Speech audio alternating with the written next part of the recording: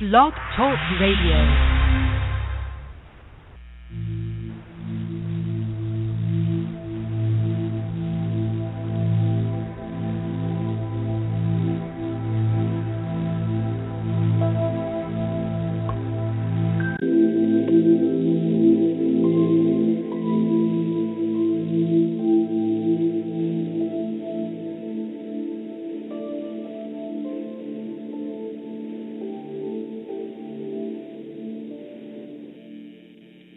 Welcome to N5D Radio's Cosmic Awakening Show, where we are serving this galaxy and beyond.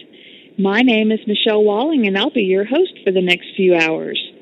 And this week, I want to jump right into the show, and I want to welcome my very special co-host, Jeff Gates. Hi, Jeff. Hey, Jeff. Host with Lily. It's great information that other people should hear, and I just highly resonate with it and have all sorts of interesting tidbits about why I think I'm an Earthling also. Oh, cool. Well, I have, this is Mercury retrograde. I've been having a little bit of difficulty getting this show together, and your very first part of your introduction was cut off. But Jeff is, you're a friend of mine on Facebook. I met you in California, and we have been fast friends ever since. And you are an avid researcher. You're like me. We want to find out the truth, and we want to find out, what we should be doing in these times, and we want to share this information with other people, everything that we've learned. And, you and I both have had a similar awakening experience where all of a sudden one day, something clicked in us, and we decided that the first thing we needed to do would be to go find ourselves. And so we, camping, being with yourself, being with nature, things like that. So we have a lot in common in that respect, and we are also seekers. And isn't it funny, Jeff, that just when you think you've kind of found the truth about things, today's truth is not the same as tomorrow's truth? Yeah, you really learn to, as I've heard coined, you try something on, and it's usually a stepping stone to something bigger. And it's interesting that sometimes you have to just relearn what you've thought you've known. And this past year has definitely tested that. It sure has. I mean, I know exactly what you're saying. It seems like our guides are guiding us down a certain path and putting information in front of us, and everything seems to build on the last thing that you learned. And if you hadn't learned the last thing, you wouldn't quite understand the next thing as much. So it's been a wonderful awakening experience for me in that regard. And Jeff, before we get started with our guest tonight, I'd like to give a very special thanks to our sponsor, Greg Prescott, who is our radio show host at N5D Radio that makes this show possible. Greg is the webmaster for N5D.com, which is the world's hottest esoteric, metaphysical, and spiritual database on the Internet. And N5D is ranked in the top 25,000 websites in the world. And so I'd like to remind you that you can follow N5D by liking and following on the N5D Facebook page. And if you need to get a hold of me, if you have a question or whatever, I'm an admin on that page, and I try to keep up with the messages there. You can also reach me on my personal Facebook page, Michelle Walling. And if you want to check out any of the prior shows, you can go to CosmicStarseeds.com and click on the videos tab, and all of my prior shows are there. And, of course, we're trying to upload as many shows as we can on the N5D YouTube channel. So, with that being said, I want to give a special shout-out to all of my Facebook friends and groups listening tonight. Without you, I just don't know how I could reach as many people as I've reached. And it's not that I know, all the answers or anything, but I sure like sharing and bringing family members together here. So I just want to say hi to the chat room. Hello, everybody. And with that being said, Jeff, do you have anything else you'd like to say in introduction before we bring our guest on?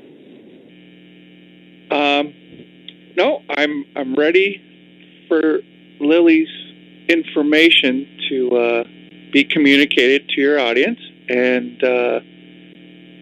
it's one of the pieces of data in 2014 that was a jaw dropper for me and my household of journey mates, and I think it's well worth listening to. Absolutely, and I know we have a lot of questions, and so I wanted to get right into talking with Lily, and she has a friend named Gauze who she works with, whom I tried to get on, and he's not quite ready to bring on, but we'll be trying to bring on Gauze on the show to help answer some questions as well. And we'll try to get some callers in at the second half of the show, and the number to call would be 646-716-8890, and you'll want to press 1 to put your hand up in the queue. And so without any further ado, I'd like to welcome our very special guest tonight, Lily. Welcome to the Cosmic Awakening Show. Hello, Michelle, and hello, Jeff, and hi to everybody else who's listening. Thank you so much for tuning in, and thanks, Jeff, for that beautiful introduction. I'm really happy to be here and have a conversation with you two. And as for me, I am your typical person, your neighbor, somebody that just has a normal life. And all of a sudden, I realized that the planet had her own plan, and I wanted to know what planet's plan was. And because I desired that, the planet opened up to me and showed me what her plan is and where she's taking us. And that's how I get my information. I'm just a human being that loves the planet, and I wanted to see where she's going to take me.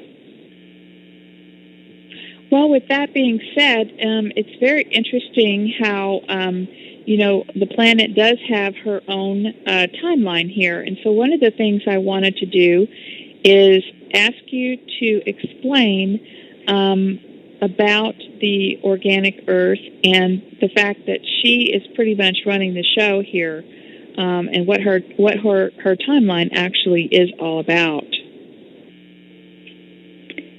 Okay, I'll have to maybe go back a little bit and remind people, and maybe for those that have not seen any of my information, and just remind everybody about what the planet's original plan and mission is to be a transformation center for light creation for certain collectives and certain races that are out there in light universe. Earth is a transformation center to where, because light is external creation, and then our path back into internal creation is what Earth provided for these races and for a lot of collectives here, is this transformation center. I also call it a biogenesis center and a healing planet and all these different things. But this is basically what this planet does. It takes light creators, transforms their energy back into internal creation, and takes us back into internal creation, which is not light, which is source of all creation.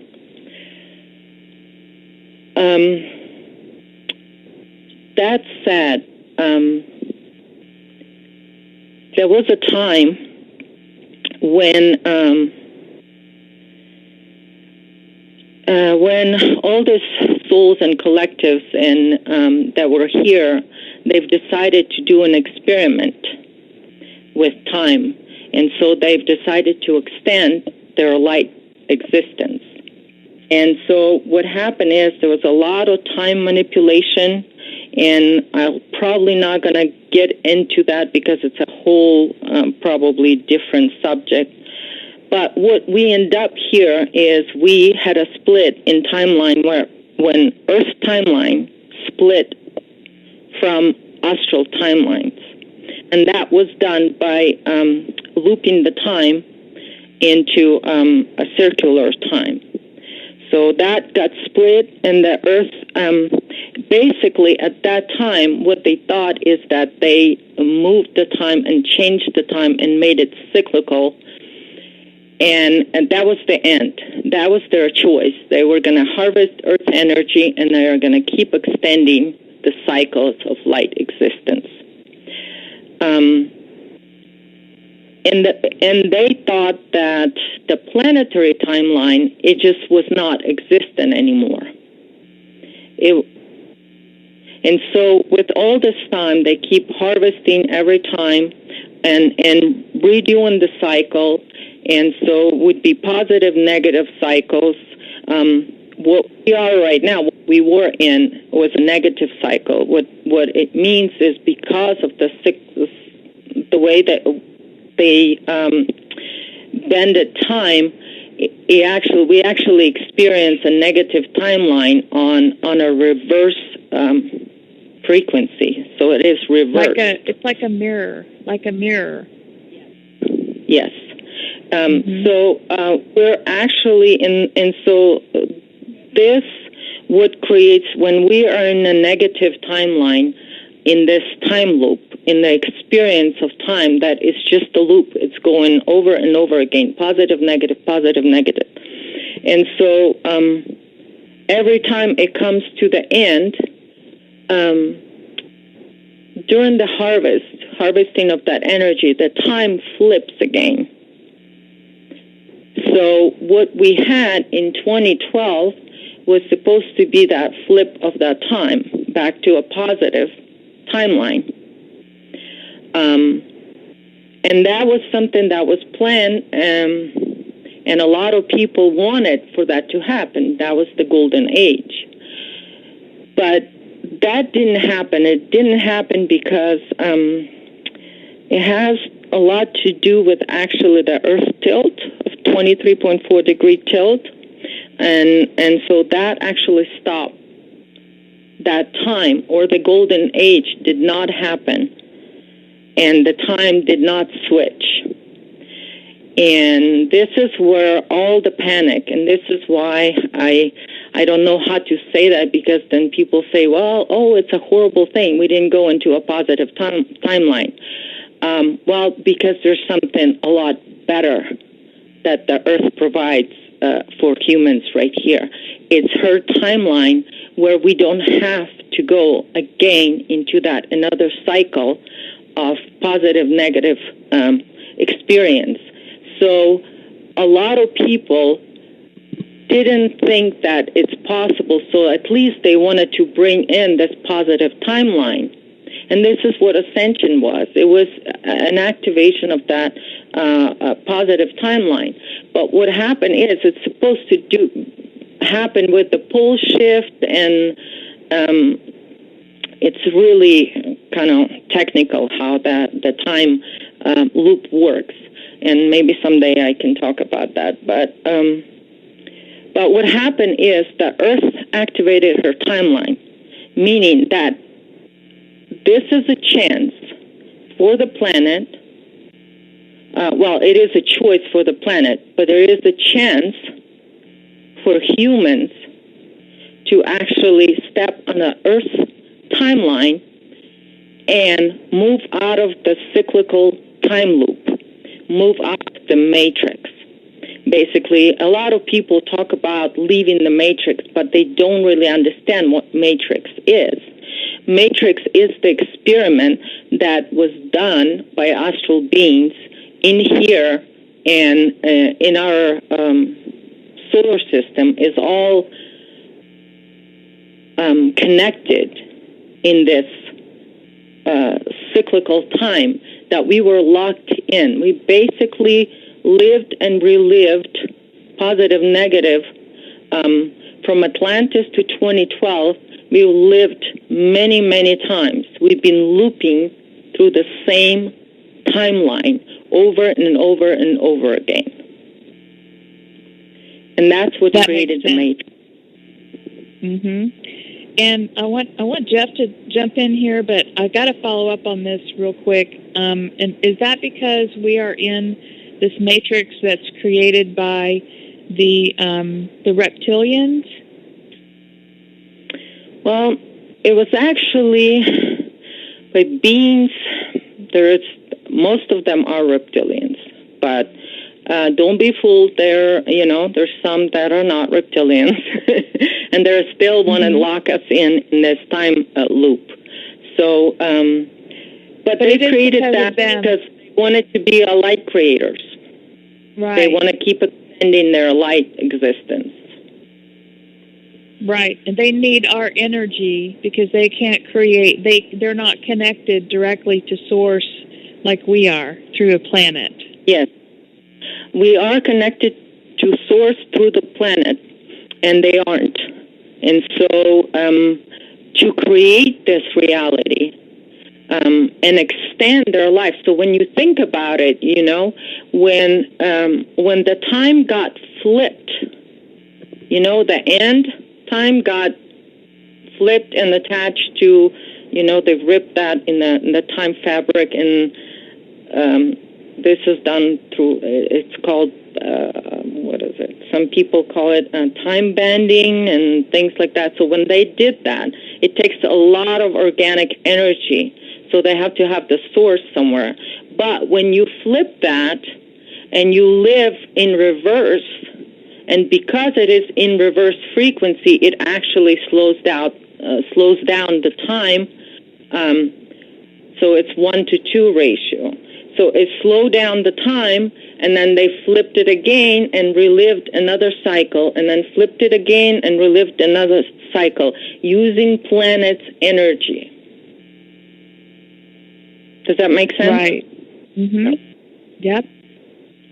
And so because they're disconnected, they need to have the source to create light creation. And because it is so recycled by now, this is why it is kind of, our reality here just has so much holes in it. It is just very strange reality, because even when we are doing a normal biogenesis or transformation, it's not looping in time. This is an experiment that's been inserted here to see how much they can take Earth energy and how many cycles they can recreate their little mini light creation. This is what gods did. This is where all that term for gods and all of that came. It's just beings, very, very intelligent beings that are very creative. I got to give them that much. They're very creative. And so what happened is 2012 was always, for astral timelines, would always end up in the end, because, in the disaster, if you want to say. So what happens is that's also the time when portals are open and they can bend the time and flip it back to a positive timeline. Oh, I see. Yeah. It gets pretty complicated, doesn't it? When you try to explain it is pretty complicated, and I don't like math and geometry, but I don't actually it is all math and geometry. Yeah, it is. It is. Lily, I'm going to try to bring Gauze on, so hang on just one second. And Jeff, you'll be up next with a question to follow up with what Lily's saying here, but trying Gauze right now. And so Gauze is a friend of Lily's that she works closely with to talk things over, just like you and I do, Jeff. And I'm trying him on Skype, and he may not quite be at his computer. Okay, well, we'll just continue, and I'll try him in a few more minutes. And Jeff, go ahead. Okay, Lily. From your first interviews, I think you were really eloquent about communicating that this isn't an Earthlings against Dracos or Anunnaki or anything like that. It just happens that if you realize that there is an Earth timeline instead of the astral timeline, that you have a choice to bioregenerate, to return to source, to become something else besides pure light creation. Not that there's anything wrong with light creation. It's an externalization of internal creation, but there's a different choice. And Earth signed up. Earthlings evidently signed up to help Dracos and Anunnaki heal themselves, right? Yes. And, right now, from 15% of that, a good 11, 12% of Earthlings have came from Draconian race lines and from Anunnaki race lines. But they're choosing the Earth path, meaning, and the Earth path is very simple. She's going to take you, transform you, and bring you back in internal creation, but you're going to have all the memory intact of your light existence. That's what it does. It's like an internal creation taking a breath in. So there is, your experience is like the air that the internal creation breathes in.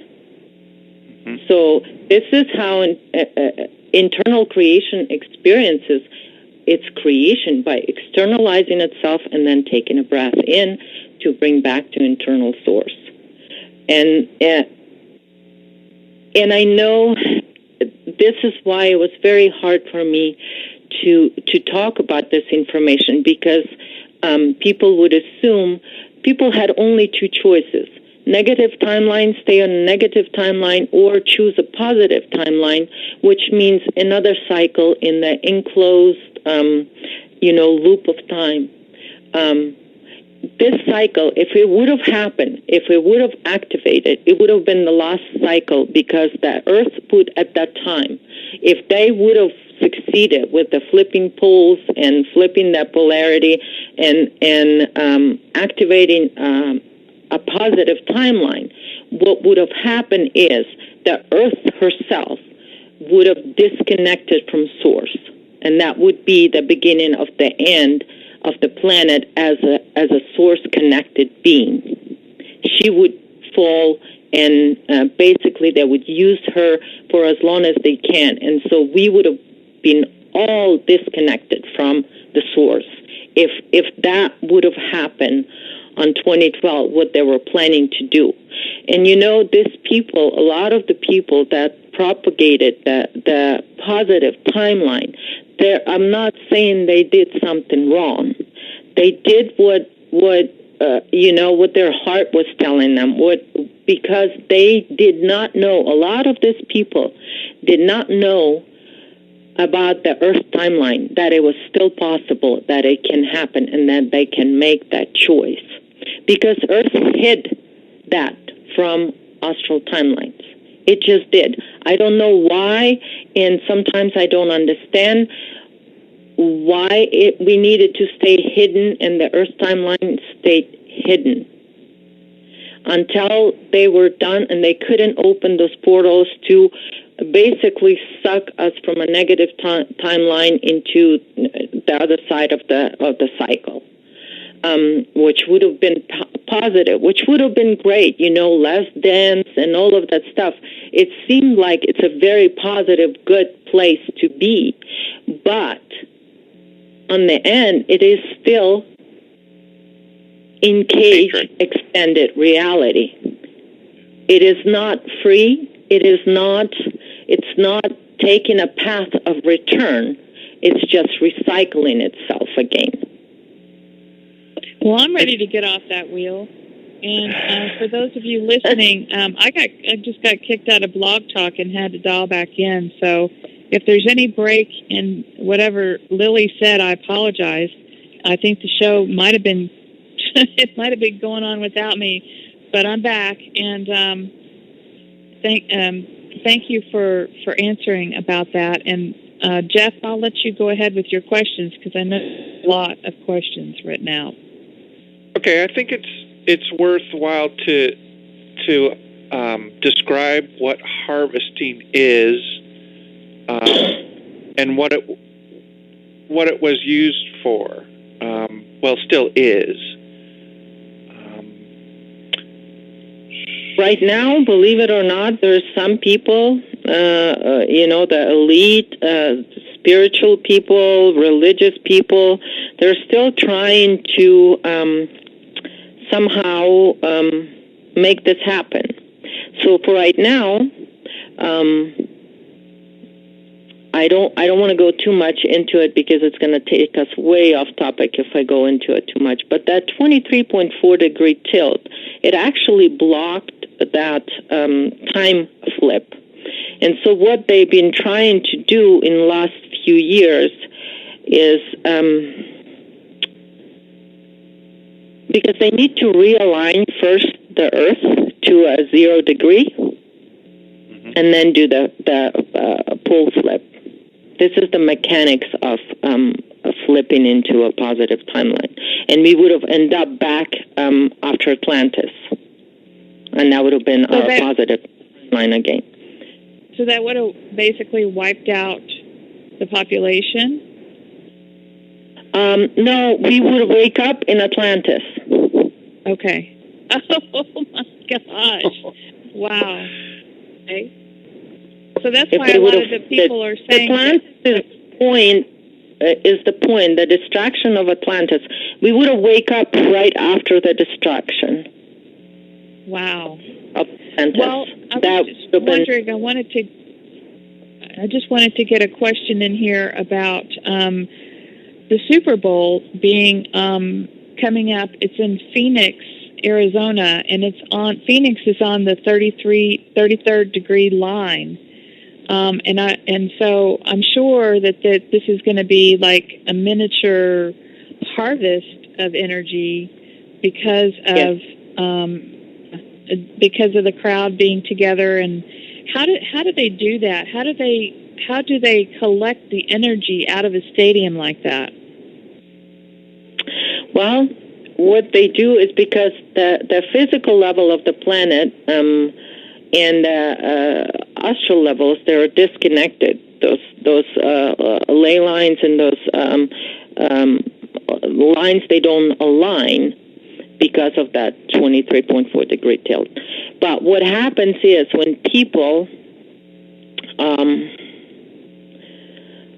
get together and they create this, each person is like, a small thread and you get them together, you can, out of a lot of small threads, you can make a really strong rope. So this is kind of, in a way, to simplify it, this is what happens when all crowds get together. And then what happens at the Super Bowl? Everybody's, praying to, for their team to win, and they send all this emotional energy.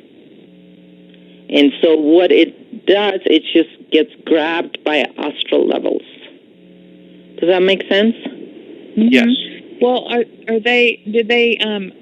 we know they're connected to us and they're able to steal our energy from our emotions, whether, especially if we're like depressed or if we're in fear.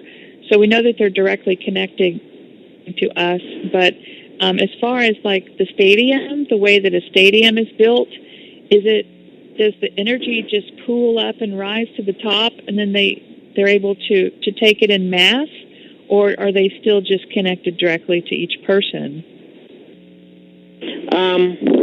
Actually, what it does is all connects. When people have common theme, their energies connect. So let's say people have whatever they're similar. The energy that's coming out of their emotional body is very similar in its nature. The signature of that energy is similar. So it bundles all up. So it's together. magnified a lot, yeah. So it becomes like as one collective, let's say, accord that connects. And so it's much bigger because of all these people. So in that point, it is collective energy, whatever it is, because people feel the similar things. And so it's similar energy. And so it all blends together. And then this is how, portals and stuff like that open, actually, astral portals. Wow. Oh, wow, that's huge. And so does that include everybody who's sitting watching it on television as well? Yes. Great. So we're all feeding them.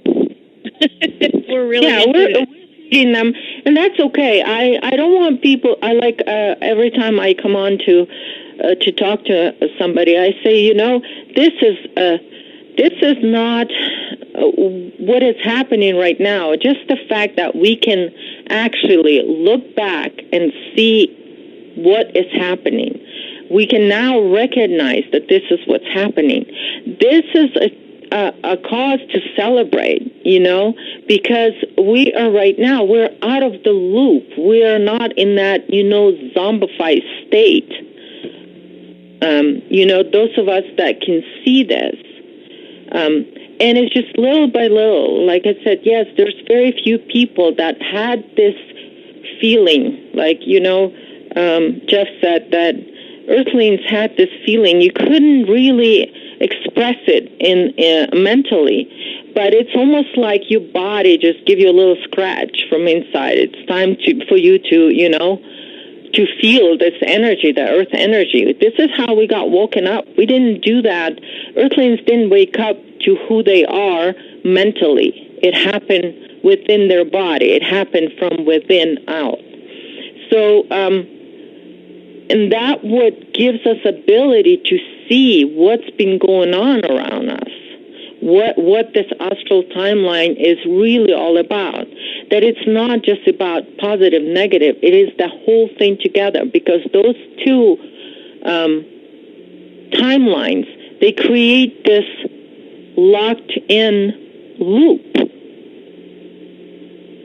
And so I don't want to be so negative and say, well, a good thing that positive timeline didn't activate. It is a good thing, because we have an Earth timeline that is active, and it's going to take us out of time loop and take us out of duality into true source oneness. I mean, and all of this mess that this time loop have created, we're going to have to clean it up and deal with it. And it's still going to be here for a while. So we're going to see all this stuff. We're going to see a lot of this energy-sucking stuff, like you were talking about the Super Bowl. This is what it is, but it is what it is. People don't understand that there is a choice. There is a different choice right here. Okay, great. Listen, Gosh just called, and I'm going to try to reach him back to bring him on. So hang on just a second here. All right. So we're calling him right now.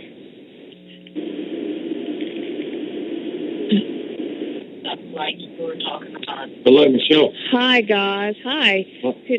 Welcome to the Cosmic Awakening Show. And I might ask you to turn your volume down so there won't be an echo. Actually, Doug. On your as in the radio show? Yeah, on the speaker on your computer. You might want to turn your speaker volume down so we don't have the echo in the background. I've got headphones on. Okay. I don't know why there was an echo. Welcome to our show, guys. We've been talking with Lily about, we're going to catch you up real quick. Yep. We've been talking about the planetary timeline, and then we've also talked about the harvest. And now Jeff is going to ask the next question, and you just jump in whenever you feel like you need to contribute. Yep, sure. Okay, thank you. Thanks. I guess I would like to highlight the point of what harvesting is, what your choice is. If you're part of the 85% that hasn't chosen the Earth timeline or template, and that's okay if you haven't, just knowing that you're probably here creating, I call the human body a meat modem to build up organic quanta, and you have a choice what to do with that, right? Either you either you give it up somewhere to the astral, or you benefit the Earth or yourself, or how would you put that? For me, you put it very nicely, Jeff. That's really is what it is. 85% of population, they are in that master-slave mode. Mm-hmm. So basically, all they do is they don't know anything but slavery. So meaning they have to serve a higher level of their collective. So whatever the higher collective tells them, that they've done it. All this time, the positive timeline, the negative timeline, they've been servants. And what this choice with the planetary timeline, what it is giving you is the freedom from the hierarchical system. It gives you the freedom from that. It gives you individuality, and it gives you the equality. It gives you the equality that no hierarchy can ever give you. So basically what you do is all those people, 85%, they can still today make the choice. Right. And this is basically the reason why we are coming out and talking about this human plan, about Earth plan, so people can make the choice. And yes, 85% of people, they never knew that this choice would be available to them. They didn't know this. And they thought that's it. They're doomed. All they can do right now is activate positive timeline and stay in the loop until they go space dust. That's basically what they thought. I'm here, and the Earthlings are here on the planet speaking up and saying, you have a different choice. You can choose yourself. For as long as you have a body on this planet right now, you can choose planetary timeline because you do it through your body. You got to center your soul into your body. You got to integrate your mind intelligence into your body intelligence. And so that's you center yourself that way, and you center your soul that way. And it's right here. We're kind of going to see a lot of this life that's Earth life, but we're going to see a lot of desperation and negative stuff happening at the same time, because and it's going to be very obvious who's picking what, and right. Especially for the people that propagated this positive timeline activation. This was the ascension. A lot of people were talking about this, golden age and all of that stuff. It has a lot of different names for it, this positive timeline, that people worked so hard to get activated because they were tired of negative timeline, and that was the only choice it was for them. But what they choose is not to do that anymore. Yeah, it's over the last mind perception. Yeah, over the last couple years of my spiritual awakening, I went to many, many functions and gatherings, and with very open mind, listen to all, follow none. But I watched people come up to me and say, "You need to open portals wherever you're at. Do it right now. Do it here, there." And I couldn't figure out why. Or jump in the car with me and let's go over across the United States and open all the ley lines. And I'm watching these people out of complete innocence and drive, but they couldn't answer my question on why. So that's starting to really fit into place of, out of innocence, that's in their hierarchy. Yes. That's what they were trying to do. Yes, and a spiritual hierarchy, positive or negative. I mean, we don't hear much about negative, but positive, I mean, it's just the same. The concept of hierarchy and how it works, it's so compartmentalized that they don't know. People don't know. And just that sign that when you are asked by somebody to open a portal, wouldn't you want to know why? If you are equal being and you are not, if you are not a slave, you should know exactly why you're doing that. But the thing is, they've hidden and they just make people, they're just following on the planet, did a lot of grid work, and they had no idea why they were doing it. They were told it's for the positive line, for ascension, for whatever, so we can get out of this prison. They're talking about, a lot of people in spiritual communities talking about getting out of this timeline. But very few knew that there is another option, and so they were just boots on the ground, doing what they were told. And even though it was a positive thing, it seemed, to activate the positive timeline, it was still... it was still hierarchical. They were never equal to all creation in that, and people should look back and say, okay, I am an equal creation. I am going to experience the equality instead of experiencing hierarchy over and over and over again. Yeah. So just to finish up this thought, I just would like people to consider when they're in fear or anger or in love, but it's a worshiping love, or these global meditations, certain types of prayer. What's all astral projection? Yeah. It sure seems like astral feeding to me, but I'm just a simple dumb meat modem, so it's something to consider. Boy, I sure have changed my thought processes after considering that. Well, I think we've all been down that road, giving our energy away to Archangel Michael or to Yeshua or, whoever the guru of the day is. But I think that's one thing that we're learning, and one thing we want to share with people now is to be cognizant of where you're giving your energy away in every aspect. And it's not that you are being stingy with your energy. It's just that you're in the awakening process and knowing what's happening, basically you want to connect with the planet, connect with the core of the planet, and ground yourself and stay in your center, and not be praying or giving your energy away to somebody else, because it's all astral. Our whole existence right now is in an astral matrix.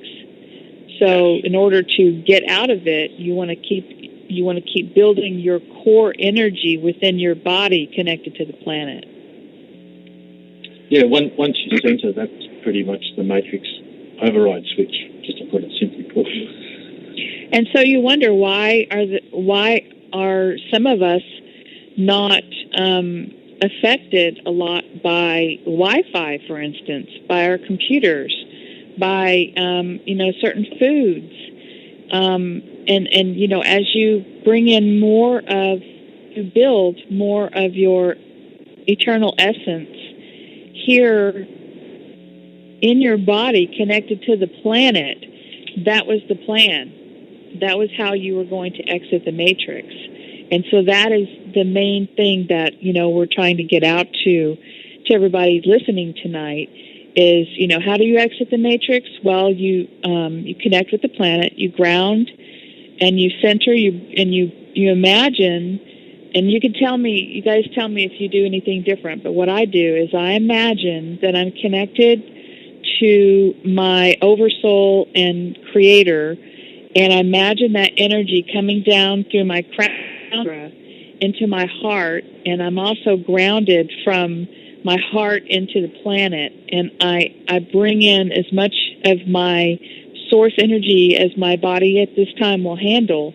And I do this, every day, every other day in meditation before I start meditating, just so I know what I'm dealing with in meditation. If I'm going to, have any beings that I'm in contact with, guides or whatever, I want to make sure I'm with, that's Sammy and his squeaky ball over here. So I just want to make sure I'm connected, with the planet and with Source. And then when you do that, that is the one way that you can't be messed with, can't be interfered with. Yeah, if I could just say a word there. Hi, this is Goz here. Yes. Basically, the heart is not the centre. Do you realise that? Well, no, because a lot of people, say that the pineal gland is the center. Well, that's not the centre either, because both the heart and the pineal are both individual energy centres, chakras, that make up the whole sort of energy system. And when you're in your centre, it's when you're spontaneously and simultaneously using all your energy centres / chakras all at the same time. It's your whole nervous system. It's your whole body intelligence. And the whole thing is to integrate the mind and the heart with all of that. And we're sort of told that, basically speaking, that, our body is just a biological function that just supports our brain and our heart. Nothing could be more wrong, because our whole body has information all over it, the whole body. So the thing, that's the trap. The mind and the heart can be hacked from the reptilian brainstem, which is actually the hollow point behind your neck, and that's the big deception. And you even get a few clues in the Bible. Even Jesus, even though there was two guys that made up the Jesus character, but that's another story. But even in the Bible, Jesus talks about the heart. He even says it's not what goes into the mouth of men that make men disgusting. It's actually that comes from the heart. And there's quite a few quotes in the Bible about the heart that actually tell you about that. And when you put it in the full context and realise that the whole body is your whole intelligence, and it's not just your mind and it's not just your heart, well, it completely opens it up to a whole other realm. And it's actually much more simple. I think prayer and meditation is a waste of time, because the thing is that as soon as you imagine, as soon as you visualise, it's kind of like, feeling comes before visualisation, and integrating the mind into the body and also the heart into the body, well, it's all about feel. You feel things first. And the whole thing is that what you think with your brain, you have to feel with your whole body intelligence. That's when you start to actually tap into your instinct, because our instinct is, even though they call it our animal instinct, it's actually the smartest part of our consciousness and intelligence. And so we've all been led up the garden path by this sort of higher mind deception, and that's why number 9 is the symbol of the matrix, because it's symbolic of the head, the 4-lettered languages in Phoenician. And that's the Beatles when they say number 9. Oh, yeah, and exactly. And Revolution 9's got a lily wave. Go and look up what a lily wave is. And they've got a lily wave running on it. Nice little Tavistock job, that one. But, yeah, look, and even John the Baptist, the cutting off, it's symbolic of cutting off the head of humanity from the body intelligence. And that's why they have it on the 24th of June, which is right in the middle of the pagan calendar. Chops it right in half. And that's what they want to do. They want to get everyone to focus on the mind. Because if you're focused on the mind, then they've got you. And it's the same with the heart as well. So I just thought I'd like to add that, because it's just a bit of sort of like a mechanical structure in understanding the energetics here. Right. But this stuff is just not taught anywhere, except if you find it off an old, very old traditional shaman that still understands, the true centering from the old days, like the Cro-Magnon Aborigines, which were the first humans on the planet. You know, they didn't even speak. Speaking came later in the later Adam Eve hybridizations. They actually were telepathic. They communicated from centre to centre. So, you know, our education, we should be spending more time in mapping the consciousness of our unconscious realm, as in our animal instinct, as in all of our senses. Now, when you're present in any moment, that's when you spontaneously and simultaneously use all of your senses at once in a very simple sense. And all you've got to do is actually be present and focused. And when you're focused on something, like whether it be music or you're reading and researching something, or you're actually just doing something, you're doing sport or something like that, when you're in that single-minded focus totally on that, that's as good as any meditation, because you're actually present. And that makes a lot of sense. You know, when people do what they love, you know, if they're really into it, then they're already present in the moment, centered and grounded. And so, thank you for that, because, you know, when I do meditate, I never have visions or anything like that. But what I do is I like to just calm myself and spend some time with myself. And when I was talking about bringing the energy in from the crown, basically running it through, you know, running your energy. Now, but I have a question for you. Sure. Since we're talking about chakras, because there are some people like George Kavassilis that are saying that he's basically shut his chakras down, trying to get rid of his chakras, because that's where they're connecting to us to harvest our energy. So what would you say about that? Well, I wouldn't say you actually have to shut them all down. That's one way. Look, if you've been involved in third eye meditation and from that mind focus and balancing off with all the other chakras from there and all that sort of thing, okay, that might be a helpful thing to do just initially, just to get out of that sort of focus. Now, I learnt third eye meditation techniques back in the mid-90s at the Clear Vision School under a guy named Samuel Sagan years and years ago. And I learned all the basic techniques, but then I kind of ran away from it all because I've never been part of any external collectivism. I just learn from everything, and then I just basically take it into my own sort of conscious understanding and my own experience. And I learned a whole heap of techniques, regression techniques, the third eye techniques. And then for some reason, my gut just told me back then, do not become part of this organisation or any organisation. Just learn the techniques. And then I developed all of those things by myself. And it took me a long while to realise it, but I was actually centering for most of my life in an unconscious sort of way, that I just never had a conscious understanding of the mechanics of it. We're sort of 20 years later from there now, and a lot of life experience lived through as well as vicariously studying a lot of third-party stuff, as we all do, because that's the indoctrination of the matrix, you know, and the whole intellectual realm, because intellectualism means nothing unless it's poignant to the isness at any moment anyway. So it's good to know all of that stuff, but then as I said, getting back to what you're saying about George shutting down all the chakras, you don't have to shut down all the chakras. You just need to sit in the centre of your own soul. Now, sitting in the centre of your own soul is literally your whole energetic being, and that's in the whole of your body. And all you really need to do is to just basically be focused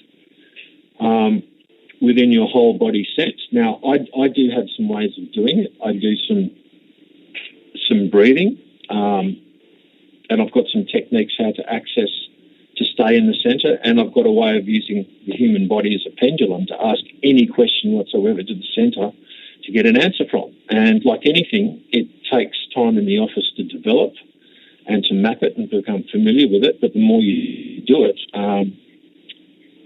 the more it becomes like water off a duck's back in a natural sort of sense. It's like anything. You have to...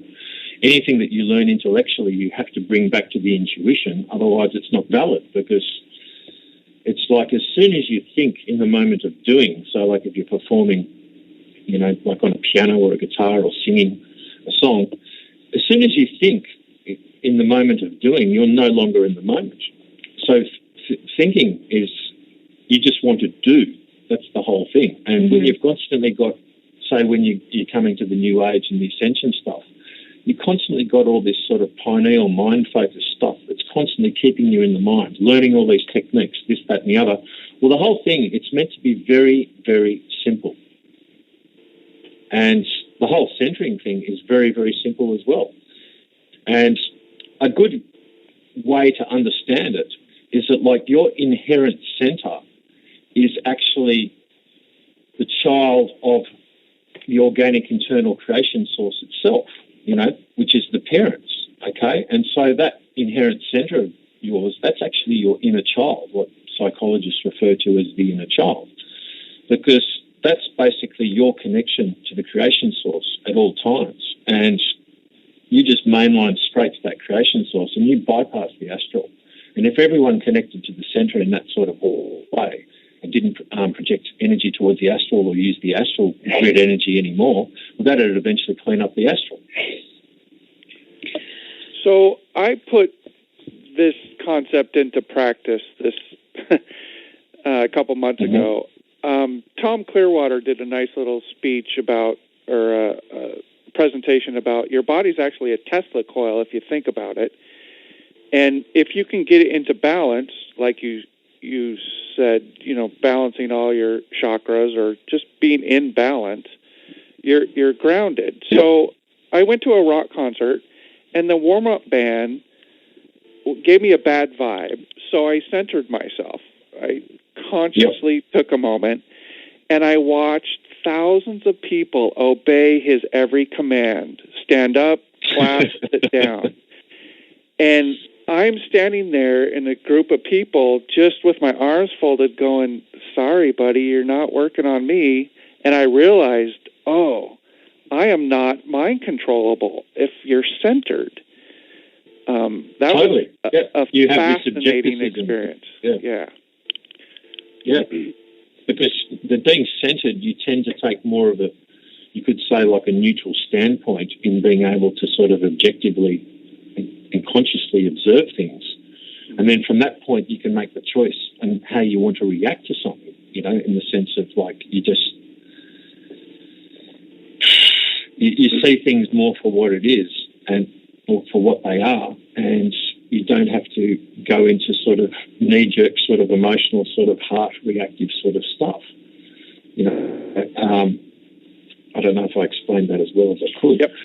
Yes, let me ask about that, the emotional body that we have.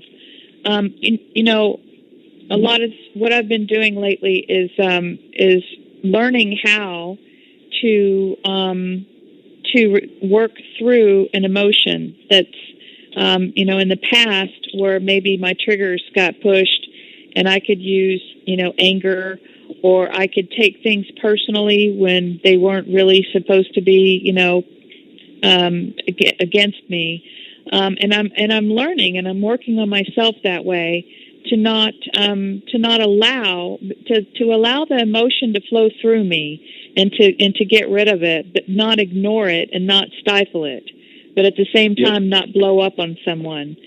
So if you could touch on the emotional base a little bit, you know, whereas before, I think this whole matrix is created to trigger negative emotions so they can, I mean, that's what it's for, so they can have that energy from us. So consciously knowing that and changing your behavior and your thoughts in that direction, could you touch on that a little bit? Sure.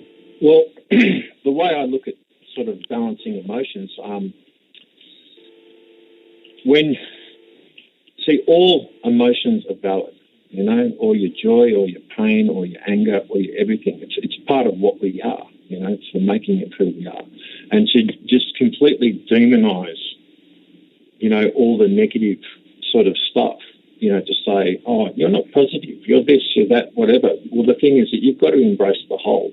You know, you've got to embrace everything in life. And the thing is that, you know, if nobody got angry at all, nothing would ever get done on this planet. You know, anger is actually a motivation thing in the sense of, like, when you critically examine something and you see it to be completely incorrect, you know, according to sort of nature's pattern or, you know, how you look and gauge things. Like, there's nothing wrong in sort of saying, hey, this is not happening here. You know, so basically something needs to be done. And in the way that you express it, well, why not express it? Because, okay, you've got the choice. Like, I used to think of it quite a while ago. There's two types of anger. You get a red flame of anger and a blue flame of anger. The red flame of anger is like petty ego construct sort of anger, you know, that's sort of like, you know, for stuff that really doesn't matter. You know? Right. It's all ego sort of related, where the blue flame of anger is stuff that concerns us all. You know, they're issues, right. you know, in the big picture that concern us all. And at the end of the day, the only thing that is real is the love that we have amongst the living. You know, the love that, you know, to take the Beatles, you know, sort of quote, you know, that's one thing that's right. You know, the love that you take is equal to the love that you make. You know, what you give in life is what you get in, that sort of thing. And the only thing that we really have, as all of this is an illusion, really,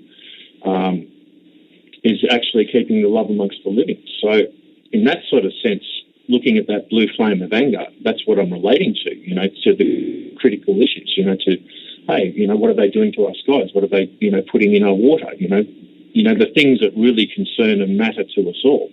So that's what I look, and that's valid. And I have no qualms, no guilt, no nothing over those sorts of issues and bringing up those sorts of things, because it's valid, you know. So the thing is of sweeping, because how they trick you with this whole duality sort of trap is that when a man or woman becomes divided within themselves, well, that's how they control duality, you know, because when you become divided within yourself, you're not whole anymore. And that's this whole Masonic black and white chessboard sort of thing. That's what that symbolism is all about, because, you know, there is nothing black and white in this world, because the thing is that from what I've seen in life, that say you might have a situation that, you know, on one particular day has a certain set of solutions regarding that situation and all the surrounding external sort of factors involving that situation. And then 2 days later, you might have the same similar sort of situation, but the environmental factors or some of the situational sort of factors are different. And so what was working 2 days ago may not be the exact same absolute equation, you know, for what's happening right now. You got that right. You got that right. That's for sure. That's for sure. That's what they mean.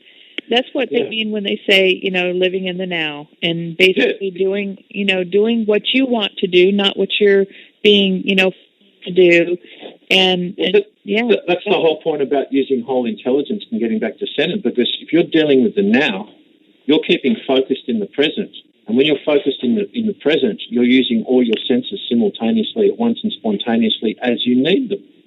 And it's having that. The only belief I feel that anyone needs is your self-belief. And where the self-belief comes from is your inherent center, because you know your inherent center is connected directly to the creation source. And when you're conscious of that inherent center while you're living in this physical separation, well, that's organic regeneration. You know, there's nothing more powerful. Yeah, awesome. It's like when you're centered like that, because your whole body, like as Leela has talked about on previous radio shows, your body is like 33% organic sort of quanta, so to speak, energy. And so the astral sort of maggots and mites don't even want to come near that, because it just suffocates them. Mm-hmm. So once you're centered like that, it's you have such, you know, strong protection. You don't need to do all this merc of the monkey sort of brain stuff to sort of, you know, do certain protection techniques and this and that. Look, sure, some of them works, but the thing is that you're still feeding that same astral energetic sort of grid, you know, that inorganic energy thing. So why do you even want to do that? And not only that, it just takes all these mental tricks that are much more complicated in the actual application and understanding of the terminology than just simply being present, grounded in the moment. It's meant to be simple. Well, and so what, you know, when we're learning how to discern and we're feeling into things, we're using our body, because that's what our, you know, can do for us. And one of the things that when I hear truth, something that really resonates with me, I get chills all up and down the left side of my body, sometimes from the waist down, but sometimes it comes all the way back up. So, Lily, what are some of the tools that the clues that your body gives you that you're basically hearing the truth? Everybody can have a different way. My thing, I'm with God's there. I have to admit that without knowing mentally, all my life I have been using my center. And it is kind of like a nervous system give you a little scratch. Mm-hmm. It's that kind of thing. That's the only I can explain is when I hear the truth, or when I hear my own self, or when it resonates with my center, then it's almost like a nervous system giving you a little flicker, and it feels through the whole of my body. That's how it is for me. I don't know. Maybe God can talk about that, what kind of feelings you get when you're really centered. But for me, it's that feeling, and I think it's coming through my nervous system. Well, it's something, if I may interject there, you literally feel it in all of your bones. That's a really simple way of putting it. When you really feel something deeply, like some people say gut feeling, that's pretty much close to it as well. But it's like literally when you feel it in all of your bones, because let's face it, your whole nervous system is just this one big organism from your head to the toe. So, yeah, sorry, Lou. Cool. Okay, well, Jeff, let's go on with the next topic for Lily here. I guess knowing what the current agenda is and where we're going could be a good point. I see mass media, all sorts of different data sources about the meme is kind of get off the planet, whether it's a secret space program or ascension or a E.T. savior myth or the birth of the new Earth. Everybody seems to be distracted to looking up. Yes. And the point. Yeah. So I guess my question is, I through my journeys this past couple of years have ran into the star seeds, the crystal kids, especially in Sedona and Shasta. What is your perception of, are they coming in? Where are they coming in from, and are they getting distracted so much that they came from somewhere else and they're not paying attention to why they came in? No, actually, a lot of the incarnates are here on the planet, are here to flip the timeline back again, which meaning is, usher in a new age, which would have been a positive timeline. And this is kind of their mission that came from their hierarchical system, spiritual system that they belong to. And so, not to sound negative, but the crystal people, the star seeds, they're all to keep the planet and keep humanity keep enslaved in that extended time loop, extended reality time loop. Not that they're bad people, it's just that was their mission. And they still have the choice to go the Earth have the choice. Time. Every one of those people, everyone, like I said before, everyone who has a body has an ability to center, and with that center within the planet, and this way choose a planetary timeline. We have never been on this timeline, so the future's kind of difficult to say, because we're going to have this astral timelines that are kind of, going together, intertwined for a while. with planetary timeline. So if you want to talk about what timeline look like in the future, astral timeline is going to have a lot of problems. So, all of that extreme duality, because it's reverse negative, what is happening is that it's constant friction between positive and negative. Have you explained they'll keep propagating that. The system's going to work the same way. So they're going to be pretty much exhausting their own energy. And with that friction, and it's still going to go on. The Earth timeline, it's still going to go on at the same time. And the separation is going to be that the Earthlings have a lot to celebrate about. And so we're going to keep connecting with the planet. And because we haven't lived this timeline, it's probably going to be incredible. And the changes are going to be different. We're going to almost kind of like go back. We're going to become the true Earthlings, kind of like animals, and Oz was talking about integrating our mental body into our physical body. I want to give you an example. I watched a while ago, this lady was doing a documentary on wolves in Alaska.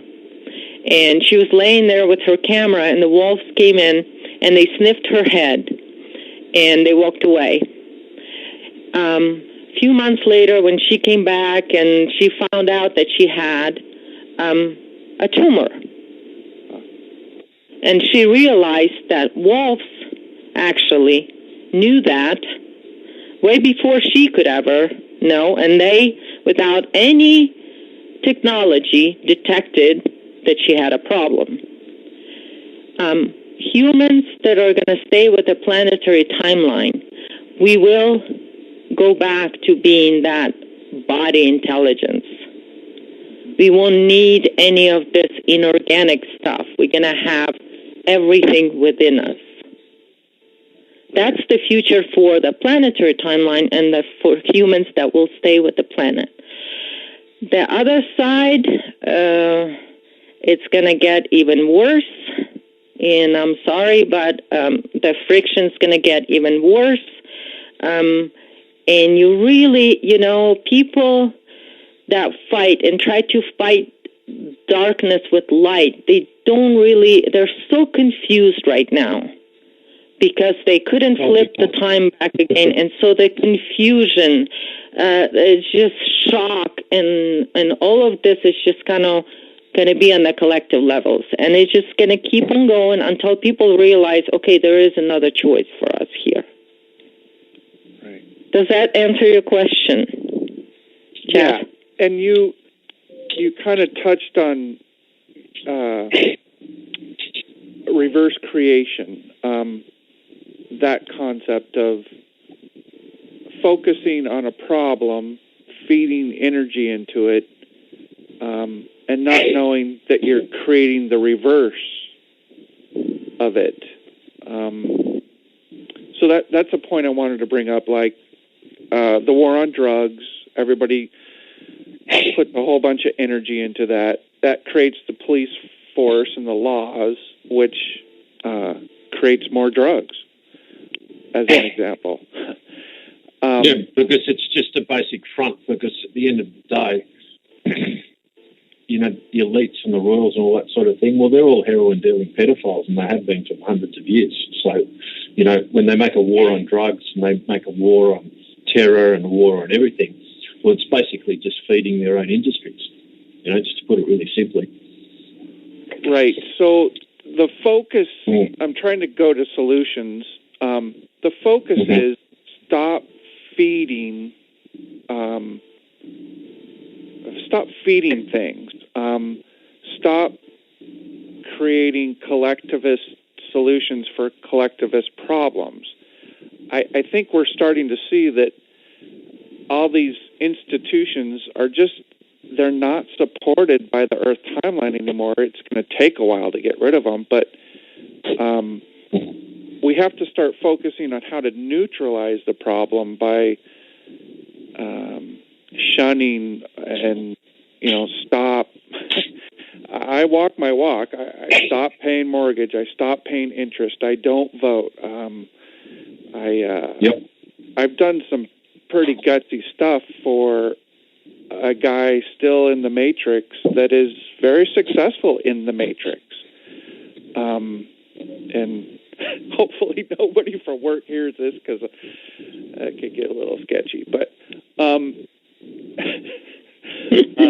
because I'm not quite... Well, I guess one thing we could ask, Jeff, is how can we best make the Matrix work for us, since we're on a planetary timeline?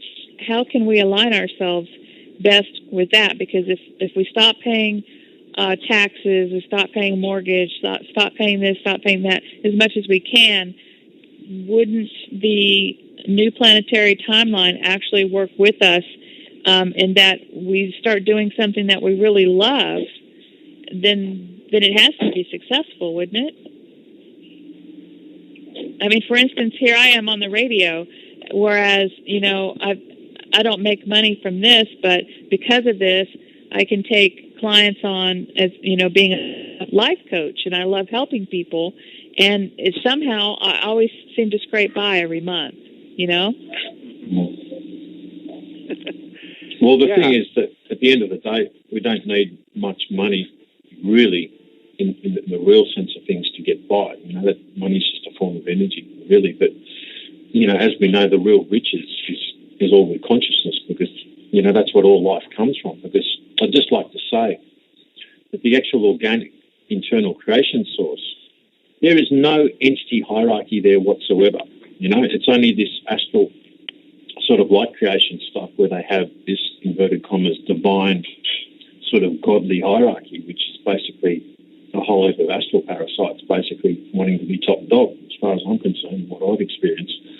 But there's no actual hierarchy to the actual organic source creation. It's just pure consciousness where everyone is equal. And the thing is that when you start experiencing, especially consciously experiencing, the information coming from your own center, well, that's just pure feel. That's just information that just comes straight from within you. It doesn't come from outside you or anything like that. It's nothing that's visual or anything like that. It's just purely felt from within your bones.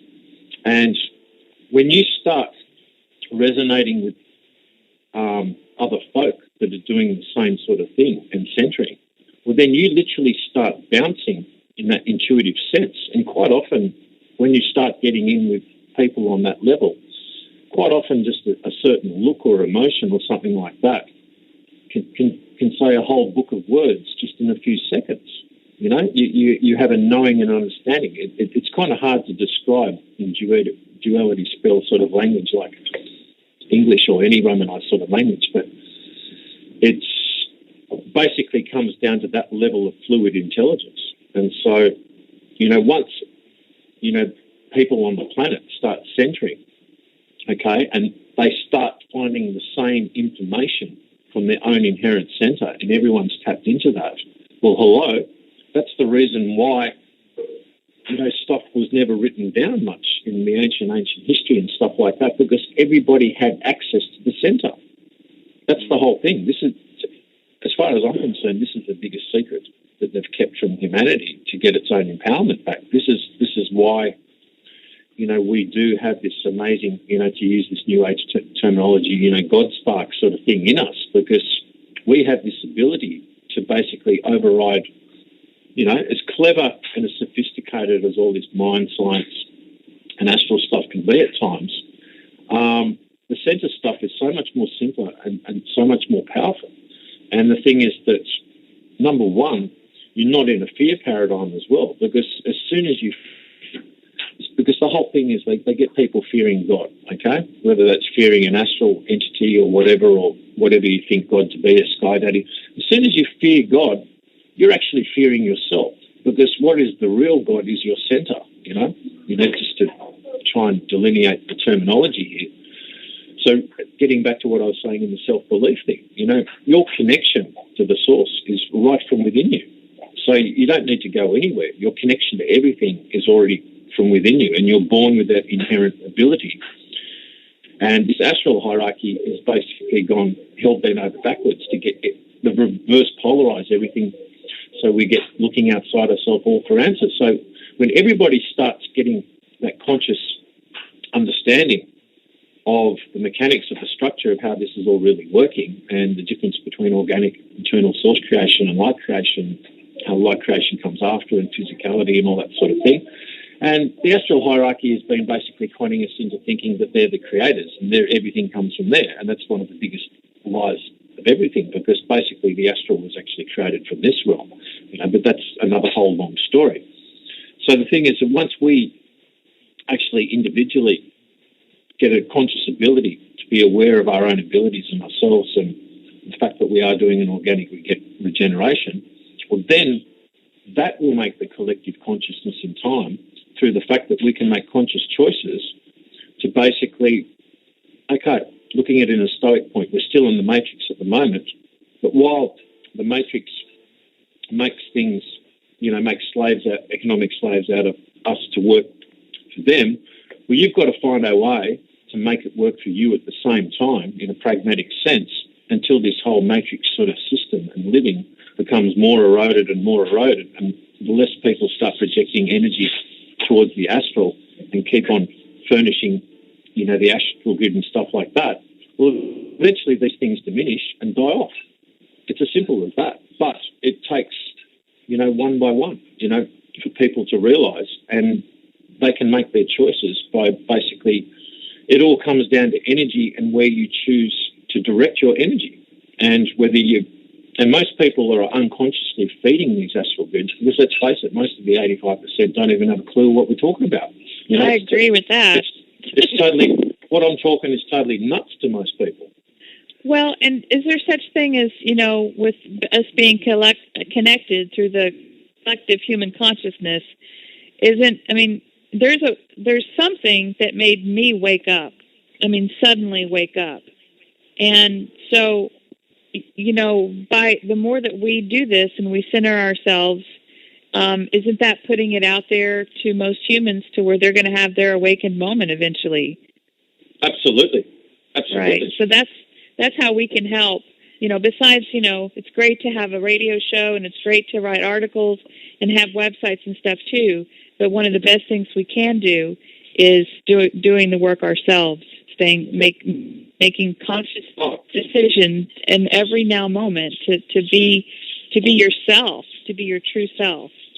Well, the whole thing about the center thing is what I've got to say to people is that that's something that you directly experience through yourself. Like this whole centering thing, I've actually got some techniques and that I've started sharing. I've got to do a video at some stage. My life's in a bit of a precarious state at the moment, but I won't go into that. But it's eventually all getting out there. I've put some notes up on how people can do this for themselves, and people that have been doing energy work for a while have picked up a lot of these things and they're starting to do it for themselves and they're starting to get some results. So this is the thing. What I say to people, this is an experience results-based sort of thing with your centering. It's something that you directly experience for yourself. It's not an intellectual exercise, not in the slightest. You literally experience it for yourself, and then once you start experiencing it and you start seeing through all of these deceptions all of a sudden, because number one, you can see the whole forest from the trees as far as an energetic perspective is concerned. And once you understand the energetic perspective and then you see the harvesting perspective, well then all of these clever little mind games, bouncing from one side to the duality and all the disinformation and stuff like that kept you enslaved. The whole veil gets lifted. It's like the center thing just becomes a complete virus, and it's so easy. It becomes much easier to discern, all the wheat from the chaff, so to speak. And does that happen on an individual basis pretty much? Because, it is yes. an illusion and a hologram. So as, you could probably have the veil lift and, somebody else maybe not yet. And it's interesting how you can start seeing things If you drive around your city and you see all the Masonic symbols everywhere and you see the gargoyles on top of a church, well, before, you may not have ever questioned, why are there gargoyles on a church? So things just start, seeing things. So I guess that's what they mean by the veil lifting. Well, this is the thing, and then you come down to simple things like that, and you're going, well, why is all these medieval sort of statues of Moses in churches and things like that? Why has Moses got horns? Well, I'll tell you straight away why Moses has got horns. Well, Moses was Akhenaten for a start. Same deal. And basically, the only beings that had horns back in those days were the Shem Dracos. And I might just go into saying is that a lot of our matrix control on the top of the astral hierarchy is actually the Dracos. And there's two main types of Dracos, one called the Shem and one called the Hathor. And these guys are very, very clever at disguising themselves as other ET races and things like that, because they were the ones that went and colonised Sirius A and B, Orion, and Pleiades. The Shem went to Mars. The Hathor went to Maldek. The whole of the Atlantean era was the Shem and the Hathor basically fighting each other over the Earth frequency, like harvesting the Earth, and also the humans. And not only that, you've got two different types of Homo sapiens, which people don't realise as well. The first seedings of the Homo sapiens were the Anunnaki ones, the Enki Ishtar ones. And then you've got the second seeding Homo sapiens is the Enlil ones, which were all the copies. And that's where all the primate sort of stuff got mixed in, because all the first Homo sapien seedings were all O negative. That was all Anunnaki Magyar blood. But the thing is that, the actual Draco human lines, well, that's where the two different types of monkey bloods come in, A and B. And it's the same with the O positive, which comes from the Neanderthal thing. And so you've got to look, I could talk for ages about that stuff. You get into blood, and I know people want to know, what is the Rh negative? Well, basically, the fact is that we have been mixed with primates, and the whole Draco equation is more mixed with the primate thing than the human equation. And the first Homo sapiens all had O negative blood. And people think it's reptilian blood because of the elites and this, that, and the other. But the elites have hijacked. The elites are mainly from all of these second Homo sapien seedings that happened after the flood. And then you have also the Draco human lines that came from Maldek, which were the Khazars, which are the Hyksos, in the Bible. And then you've got the Hebrews. And then you've got the Chinese, and you've got a whole heap of other ones.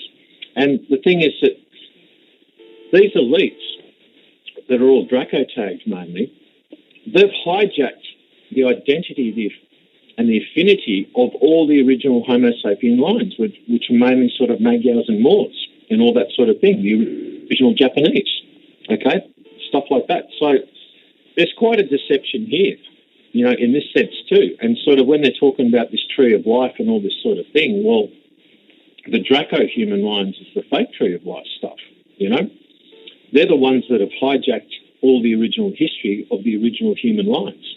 And I can prove this all through the language. The language is not something that many people get into at all. Sure, I've dealt with symbology, history, and all that sort of thing too. But then when you check all of this stuff with your centre, like I've been studying and looking into all of this stuff for 15, 20 years at least, what I'm talking about here. So after a while, you start getting a bit of a recall, when you're doing all this sort of constant study and work and experiencing certain things. And then when you start checking your centre, all of these things, well, that's when the whole situation becomes exponential and you really start cutting through all of it. And so this is the thing. There's so much information out there, especially in the new age. There's just so much disinformation from Draco and their allies and, the Greys and all that sort of thing. And just getting through that in the first place, because these guys are so good at disguising themselves as other people and coming from different angles and different fronts. So I just briefly touched on a few things there. Some people might have heard some of the information for the first time, but I stand solid by it because a lot of people don't realise, like even when the whole elite thing when people say, oh, the Germans were the original Aryan race, that's a load of bunk too. The Germans have only been around since Atlantean times, and they were created by Hathor Draco-controlled black shamans. It was actually the Magyars who came directly from the Anunnaki, who were known as Magyars, the big Magyar giants, way back in the day, because Anunnaki just meant spaceman. Zechariah Sitchin, he was a shill anyway, so we don't need to pay too much attention to him. And it's like the Magyar peoples, they originally started from Australia, long before Sumerian times, and people don't even realise the Sumerian affinity is all Magyar too, and that was all hijacked by the Khazars and the Hebrews. And then, not only that, they flipped the duality back then. Like, a great example is that back then, the actual Lucifer energy was actually a female, feminine energy, okay? It was also known as Baal and Ishtar. And then, when they hijacked that whole affinity, they turned the Lucifer energy from a female energy into the male energy of Maldek, okay? And that's what the astrotheology of Lucifer is in the Bible. If you have a look at Other Tongues, Other Flesh by George Hunt Williamson, which came out in about 1953, 54, he explains all of that, okay? And he talks about Maldek and the moon of Maldek being Malona, and that's where we get Lilith from, okay? So this is what these guys have done. Not only do they control it by duality, but they've reverse polarized the duality. They've made all the bad the good and the good the bad. So you've got a bit of a double-hexed maze there in that sort of sense, because in the first place, light creation and duality, well, there's no such thing as duality. That's an illusion, because duality requires two fixed points for it to exist. And there's no such thing as two fixed points in the universe, because the universe has got constant motion. Every moment, there's new creation happening. So there's no fixed points. The whole of the reality is multipolar, if there's such a word. Can I ask you a question on that, though? As far as mathematics go, I thought that they took the organic template and they copied it, and I thought that they used mathematics to round the numbers up or down to make a fixed point.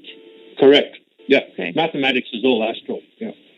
Okay, so that's why we have duality, because we're not actually on organic. Well, we're getting to the organic template, but that's what it's been. Is they took like pi and they rounded it up. And they took they knew the mathematics of the organic template, and they were able to manipulate those numbers to change it to something that is fixed rather than something infinite. Correct. Okay. That's absolutely correct. And it all comes down to squaring the circle, the whole Freemason thing. That's what it comes down to, because we've got the primary shapes of creation, which is like the line for the masculine and the circle for the feminine. But then you look out into nature, you look at a tree, you look at a leaf, anything like that. It's a perfect balance of lines and circles, but you never see a complete straight line or a complete rounded circle. And even if you look at, say, some flower that sort of looks got a bit of a five-pointed star to it, or this, that, and the other, you never see any of it totally angular like you do in the sacred geometry. Okay? There's always roundedness to it. There's always balance to everything in nature. So if you use those primary shapes by themselves, like as you see on all the bank buildings, you see all those sun symbols and stuff like that. Well, if you use a feminine symbol by itself without balancing it without a masculine symbol and vice versa, well, it's going to be inorganic as well. And so what this whole Masonic thing is that by squaring the circle, you get two masculine lines, well, there's your cross, and it squares the circle, okay? And in that fourth quadrant, well, that's where their whole pi equation is in the anti-gravity, which is the same as the 114 on the periodic table of charts that Theosophists sort of remote viewed before there were electron microscopes, all the symbols and all the elements of that chart, but they obviously left out the anti-gravity equation. And that's their biggest secret, is that thing in the fourth quadrant, of when you square a circle. But the problem is that they're all secondary shapes. So if you go around manifesting into the physical everything that's, all triangles and squares, and it's got no sort of balance to it, it's all too angular, well, look at the world today. Exactly. Okay. Well, thank you for, we did get a little off topic, but I'm loving it. Sorry. So let's get back into your questions for Lily, and then we can do the same thing, because that's how we flow here. Okay. The topic of internal creation, dark matter. I'm trying to connect dots with this black oil, black goo. Hollywood seems to be fixated, like shows like Helix or X-Files or real-world events, Gulf oil spill, why we're burning oil for fuel. Have you connected any dots there?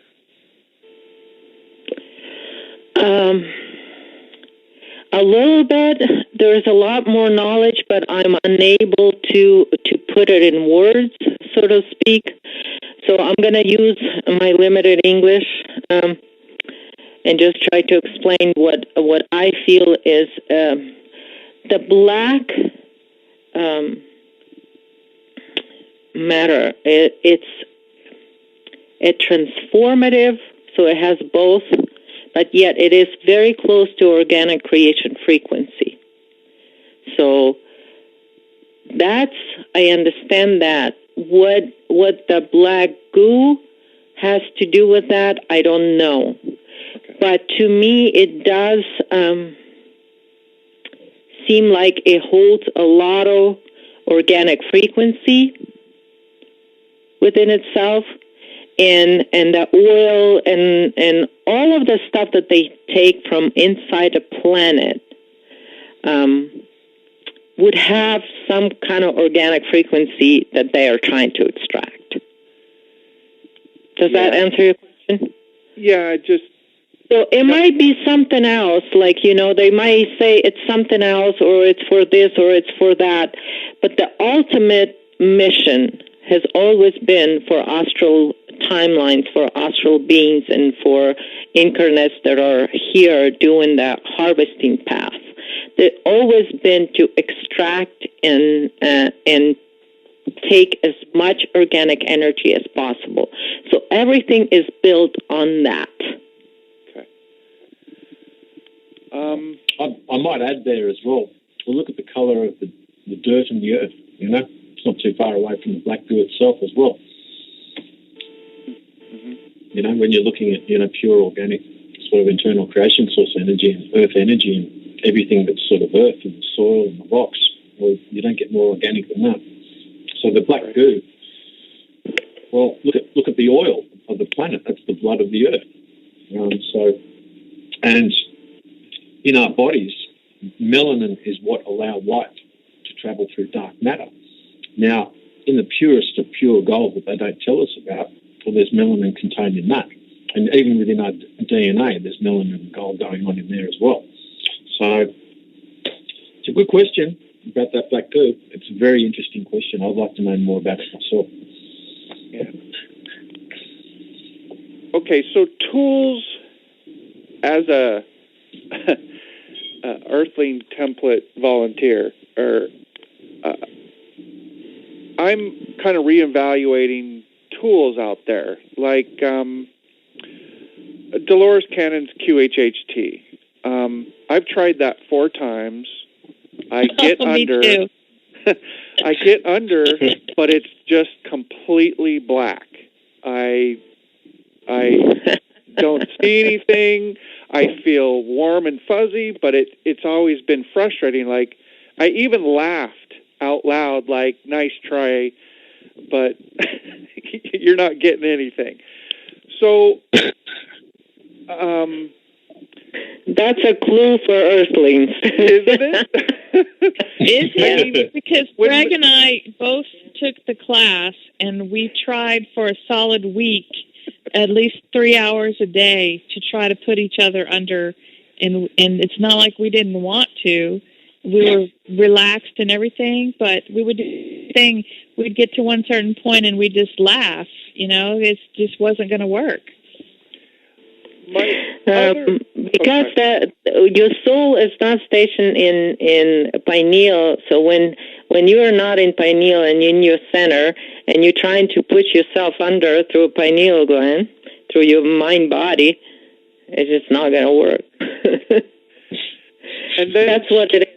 It is, in a way, your center also. I mean, sometimes it can work. You can move your consciousness if you choose to do that. You know you can do that.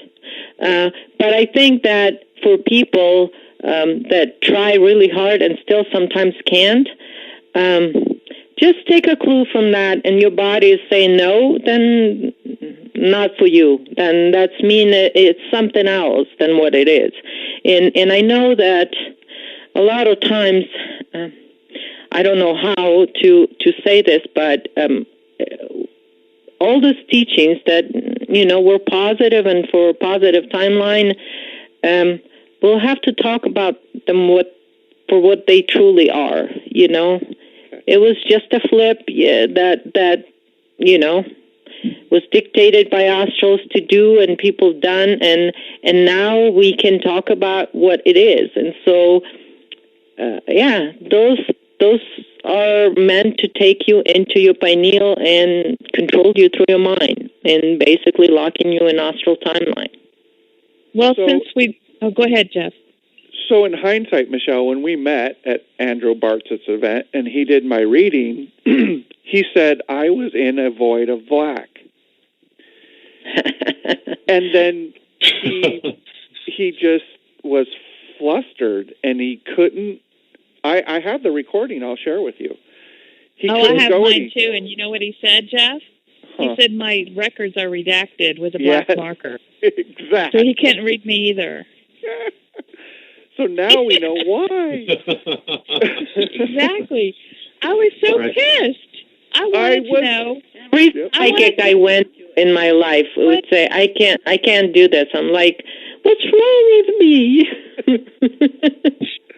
Well, he said that my soul said, she's going to have to find out for herself, or I was like, under some kind of undercover mission or something, and I would just have to figure everything out myself. But that does bring up the next question I have about past lives, and that is it true that we are healing? That we need to consciously heal. I mean, we know there's no past lives because everything happens at the same. We have been incarnated here several times, and reliving the cycle over and over again. Do we need to concentrate on healing those past life energies as they come up in our everyday situation, because we're connected to them in the now. And sometimes, like out of the blue, I could just start crying. And I'm working out some of that energy, and I wonder if that's from past lives and if that's something that we need to focus on, or does that just happen now as you are centered? If I may, answer that question. You go first, Lily. I'm just going to say it first. The past lives we had, and even though the 3% and the 15%, we all had astral timelines because we were hidden who we truly were, but we did the astral timeline. So, and that repeat from Atlantis to now that we've been in the loop, this loop actually creates more of a timeline that we need to have, because what they wanted to do is extend the timeline. So by flipping it back and forth, they've extended the timeline. But that's a whole another story. But through that, and what happens is we sometimes, our past life from astral timeline bleeds through into, into our consciousness. And I don't think we need to really do much. We just have to, from within, kind of always stay centered, and whatever it brings up, if it's feelings, just let it through your body, and your body, your center, will heal it that way. So what you did, Michelle, I think it's a really perfect thing. You feel like crying, just cry, and you let it out, and you just let that energy move through your body. Just make sure that you're you center in that experience. It is within the now moment. And if you feel like you're healing something, a negative part of whatever negative timeline, then just let it be. Let it flow through you. And I think that's what you said. I just felt like crying. So when you feel like crying, let's cry, and just let it go and flow through your body, and your center will heal it. Okay. Mentally, we can't do that. Mentally, we can heal our past life experiences. We just have to all bring it into the moment and let it be what it is. Does that answer your question? Mm-hmm. It does. Thank you. Guys, did you want to say something? Yeah, I might add something to that. I've had quite a bit of experience in regression therapy, and the one basic thing about regression, whether it's, say, like an early childhood experience or a past life experience where that particular, dynamic semantic is still affecting you in the here and now. And like, as you were saying there, Michelle, you just feel like crying and you've got this deep unconscious sort of root source of it, and you just don't know where it comes from. Yeah, by all means, the only way you're going to sort of get to it is by going through it. It's like with anything. You've got to go through it. You've got to explore it. You've got to find it out. Now, what I found by all means, you cry, you explore the feeling. You can actually regress things yourself if you really deeply sort of go there. Or another thing that you can do is actually regress. You can do a regression techniques, say, which to me is the only safe sort of usage of the astral, which is your own astral sort of thing within your own whole body, which is basically you're using that to basically replay like a holographic film projector of something that happened a long time ago. Like, say, for instance, there's an incident that happened in your childhood that created a certain destroyed experience, a certain samskara, as they say in Vedic thing, which is like a psychological imprint. And that psychological imprint ends up as like a scar in your own astral. And then every time in the here and now, that similar sort of psychological dynamic gets repeated, well, then that astral scar just keeps on getting pounded on, and it keeps on growing and growing and growing further through life until that initial psychological imprint, samskara, becomes very deep in your unconscious after a certain amount of sort of experience in life and going through stuff. So that's why regression therapy can be handy for replaying that incident. So you can actually go back and see when you're 5 years old and this and this and this happened. And by seeing it, going back and seeing it, you actually go, that's what happened. That's what went down. Right. And just by being able to see what actually happened, and you understand why you keep on crying and why you get triggered in the current moments, because you understand it, what it does, it takes that big sort of astral scar that's built up all your life and you reduce it back to a seed again, and the center of your soul and the present reality, well, then you start to have a bit more of a harmonious sort of link again, and whenever that psychological dynamic comes up, it stops triggering that unconscious sort of destroyed experience because it's now been made conscious and you understand it. So the same thing applies with past life stuff as well, if that happens to be bothering people. Now, the thing is that you think to yourself, well, how do I find these incidents? Well, basically, your whole body is a memory storage. And that incident is usually somewhere in your body. It could be on your leg, it could be on your groin, it could be on your arm. Quite often, if it is to do with a past life experience, like you had your head chopped off or you're shot in the back with an arrow or something like that, quite often that memory will be in the place on the body where that sort of instance occurred. Mm-hmm. And quite often when you are doing a regression technique, you have what's called the person going through the regression is the client, and then you have the connector, and the two of you basically hook together, in, like I used to do this in third eye meditation, but I'd still say using third eye meditation, but using it with a centering source now, that's still very good technique for regression. And there's certain entity clearing techniques as well that's very good as well. That's completely, outside of that whole realm of whether you're using mind and center. They're just good techniques are good techniques. If you're using the right energy polarity of using the center and you're not bringing down energies from outside of you, well, that's okay. But I'd like to stress that the astral zone outside of you, that's the sewer that you want to avoid. But inside your own astral sphere, there's nothing wrong with that because, that's useful in replaying your own holographic experiences of the past so you can actually heal yourself from these destroyed experiences. So I hope that's helpful in sort of furthering adding to that.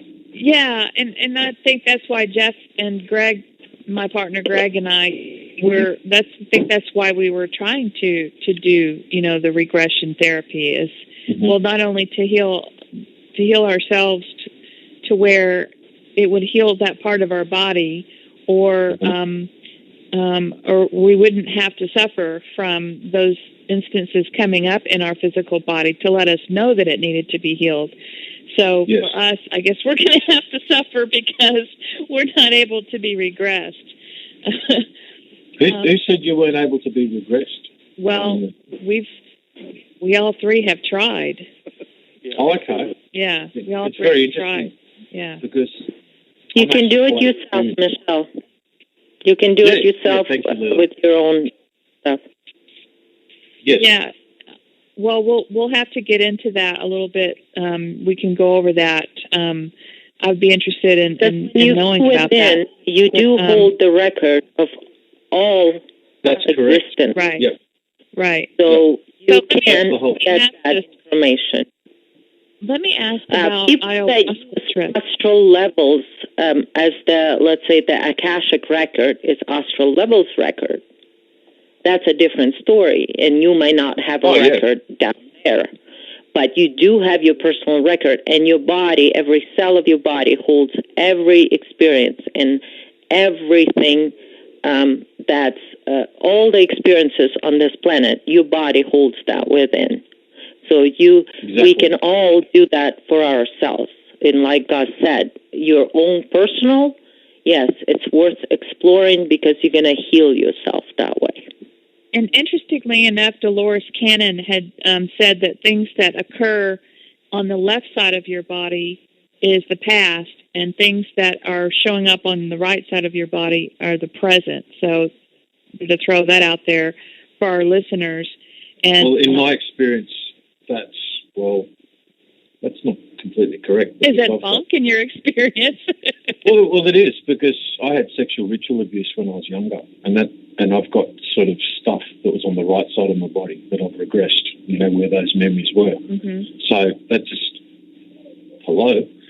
Well, I think I got stabbed in the back because I'm 44 years old, 45, something like that, and I haven't had many back issues until lately. And just twice, just bending over to clean the tub one time, and then bending over to make a bed, I had this horrible rip in my back muscle, and this just occurred about 5 days ago, and I've been down on my back a lot because of that. And so that's either the right side, either something in the present, or if you throw that out, it would be something more like what you said. I could have been stabbed in the back there. So, I really got to go within and figure it out for yourself. Yeah, I think the right and left side making sort of definite absolute things, but Dolores might have there might be some sort of extended understanding to what you're saying. There's some additional stuff, but generally speaking, looking at it as left-right, as in past, present, it's getting into the whole dualistic sort of thinking still. It's not whole thinking, it's like, it's not whole brain, it's not whole body, it's like, yeah. Well, and I know we've got some other topics, Jeff, but I want to throw this question in from Greg. He had sciatica in his back for a very large period of his life, and it was debilitating. I mean, you get to the grocery store and you've got this pain, and you've got to stop and rest. I mean, it's just been a horrible thing to go through for anybody who's had it, but he had on a John of God bed. Now, I don't know if you guys have heard of that, but they have crystals on them and they have lasers. And I'm telling you, he got on this John of God bed and he got off and he knew instantly that something had been healed. And so his question is, who actually healed him? Okay. Do you have more information as to this John of God bed, the actual, mechanics of how this is all put together? There's this person who calls himself John of God who puts his energy into the crystals, and then there's some lights and lasers, lights that are lined up, I believe, with the chakras. And you sit under, you lay on it for 45 minutes. And of course, we've tried a lot of things with Greg. We've tried the hands-on healing. We've tried, Reiki and things like that.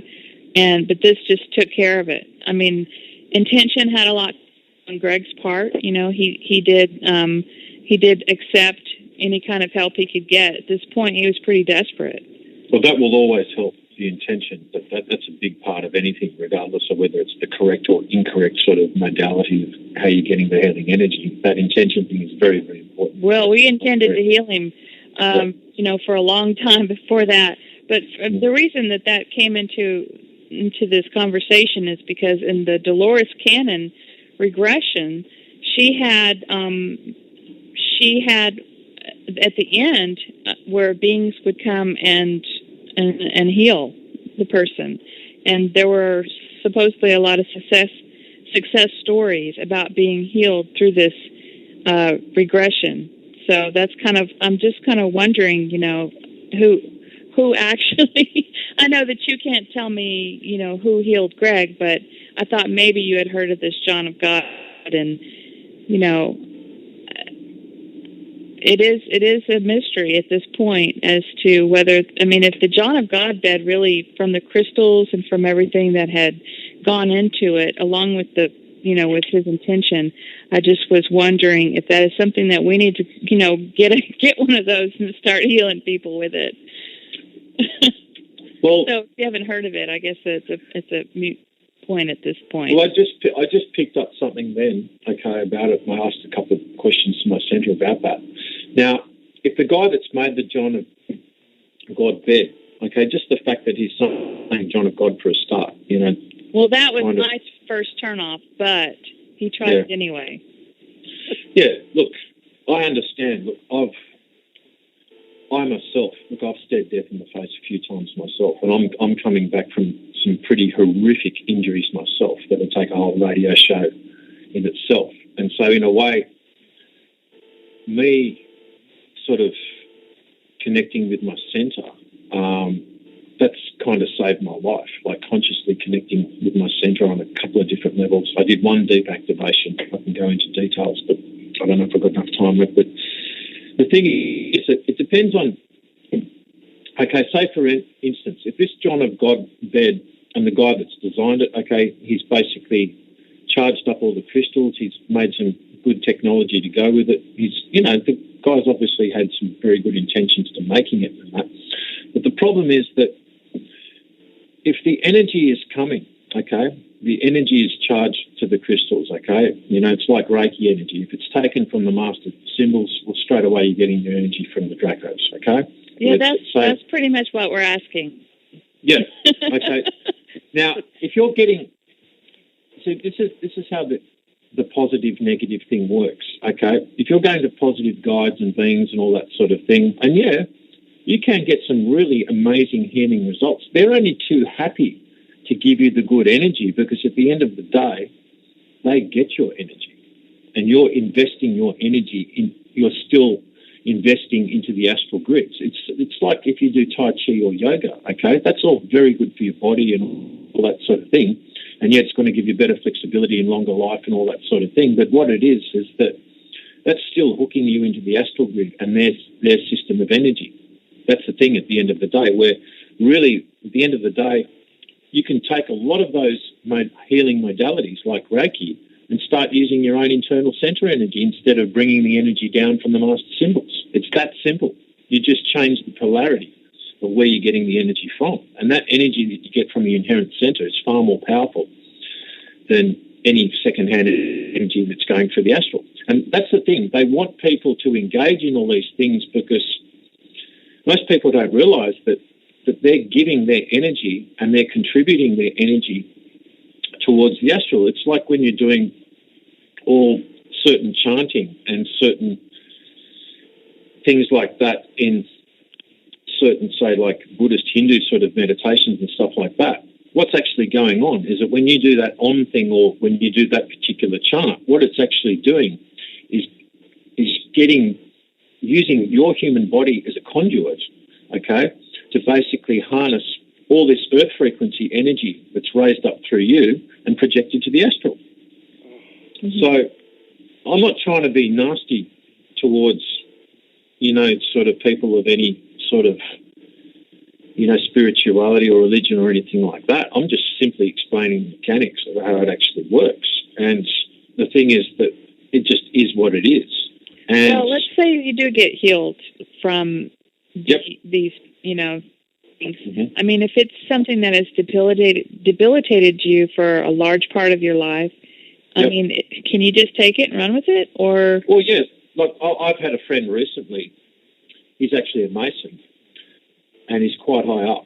And he was in a terrible, terrible way, and he was tagged by these nasty sort of Illuminati-like sort of entities and stuff like that. And at the end of the day, he was saved by basically his indigenous entities, okay, that basically removed all the nasty Illuminati sort of Draco-like tags and all that sort of thing. And then basically those indigenous spirits, which was a part of his family roots and ancestry, basically put him on the right track. Now, he's still tagged, but he's just tagged by good guys now, and that did help him. So, look, at the end of the day, life can get pretty funky at times, and you just got to do what you got to do to get by. And if that's what saved you for the moment, that's great. But at the end of the day, if you're looking in the whole scheme of things, well, do you want to carry on like as I said to my friend, I said, at some stage you're going to have to detag yourself if you want to live a life of organic regeneration, but at the same time, respectfully say to them, thank you very much for helping me out of that situation, but now's my time to be here. Because that's the whole thing. You're here in the physical, and when you're consciously connected with your inherent center, which is connected to the creation source while you're in separation, there's nothing more powerful. And it's actually it's your right to be here at the moment doing organic regeneration. These invisible sort of astral beings, well, sorry, it's not their time here at the moment. They're not in the present now. Right. It's really hard for people when they're sick and when they're feeling very horribly to be able to center themselves. And so it's kind of like using the system in a way to get to where you need to be. So Jeff, is there anything else that you wanted to ask about hypnotherapy regression, or did you want to take us down another rabbit hole? Just to finish that off, I think I answered my question. Astral projection is exactly that. So, but the indigenous, how did they travel to know ancient things or secret things? Is it lucid dreaming, or what's the organic way? Okay, from what I've found out, the very first human beings on the planet were actually the Cro-Magnon Australian Aborigines, okay? And they didn't even talk. They spoke, well, they basically communicated from centre to centre, telepathy. It was like all instinctual. And then later on with Erectus Homo sapiens, well, that's when basically, external communication was used. And so the best shamans I've come across are the ones that understand about the centre. But then I've also come across indigenous shamans that also, they do a centering process, but they still do it all through the astral. So the centering thing, going straight to the centre and bypassing the astral, well, that seems to be something that hasn't been on the planet for a very long time, and there's only really been a few people that have poked their heads out every now and then to tell people, including the two characters that the whole Jesus thing was basically sort of made up by, the Pizzo family in their own image.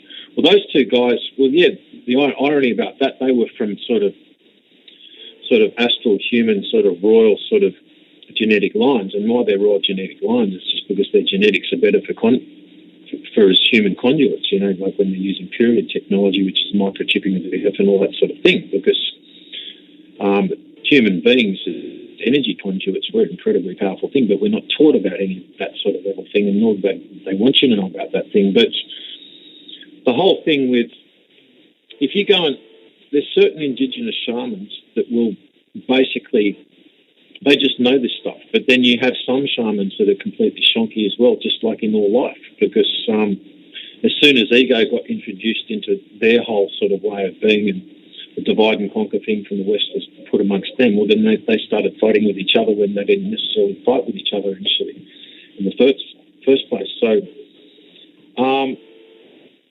I would basically, I'd always say go and experience what they've got to tell you and what they've got to say, because I've found fragments amongst all of that stuff everywhere that all make sense, and then I've found fragments that don't make sense to me. That's just my experience. But I would highly suggest to basically...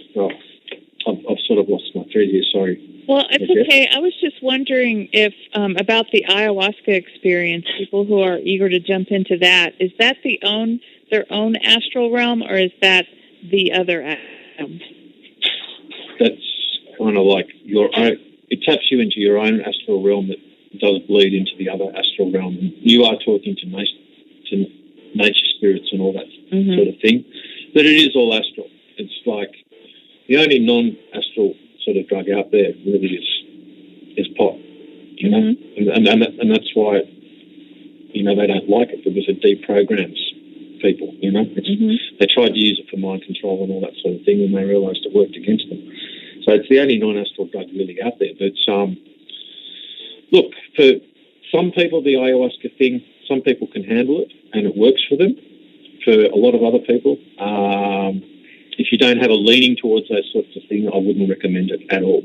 Right. I mean, and you basically have to, be out of fear, or your fear totally. Just projected right to you. But in some way, that kind of, in some way, if you do it right, that helps you deal with any kind of fear that you had left, because it's going to be right there in front of you. And of course, it would have to be, a practitioner that does it and works with you and all that, to help you through that. But no, I'm not one that would. I don't think I'm ready for any kind of ayahuasca. But I do know some people that are interested in doing that. So that's why I wanted to ask that question. So, Jeff found another rabbit hole.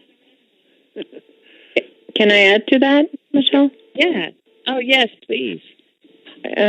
About that, what you got to know, if you don't know yourself, if you don't know your origin, if you don't know what race you belong to, and you don't want to find out for yourself out of fear, when you do ayahuasca, all of that is going to bring itself out. Because basically, what you're doing is you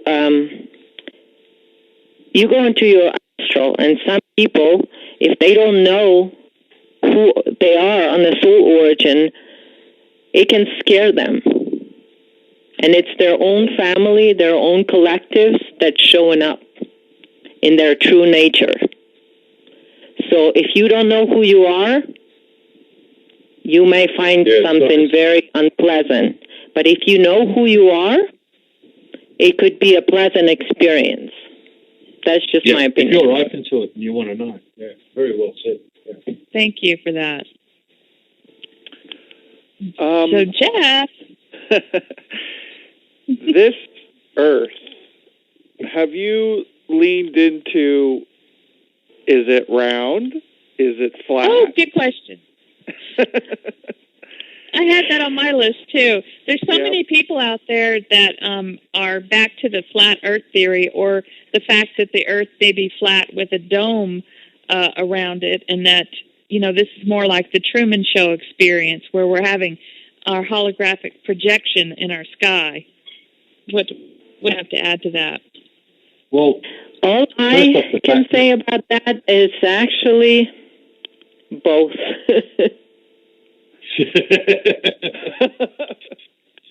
Well, NASA, so it all the organic depends on what Earth is timeline round. you're on and your point of perception.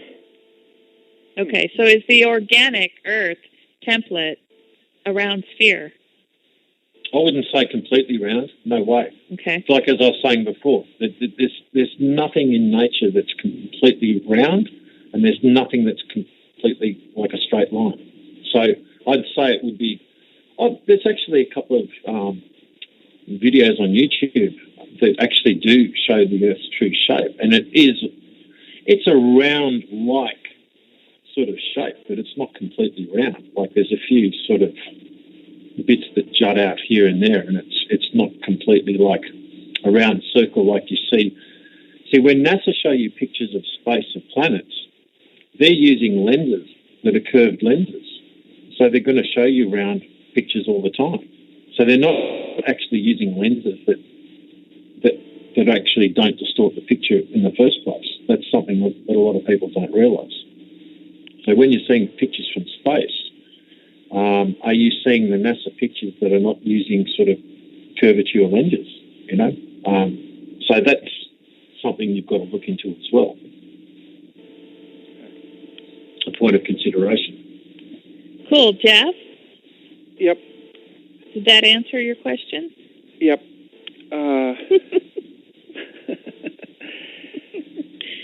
We'll have to come back to that, the flat and round thing, but for now it's not the main thing that we need to focus on for right now, I think, because it's both, and how we're going to perceive it, that's going to be up to each individual. I guess I was interested because I'm trying to, help the 85% wake up in my own way. And I'm trying to figure out, I think I feel we kind of have to, at this point, shock them into cognitive dissonance to reconcile that they're in the matrix. And if we can find a fact, whether it's the financial system or what the Earth really is, or just some little jolt that makes them start questioning, not that that's my job, but I think you said it, though. We are the cleanup crew, and we're supposed to help them wake up. So I guess that was my angle. Well, yes, you're absolutely right. And a lot of people are just kind of saying, okay, now we are on a planetary timeline, so what do we do?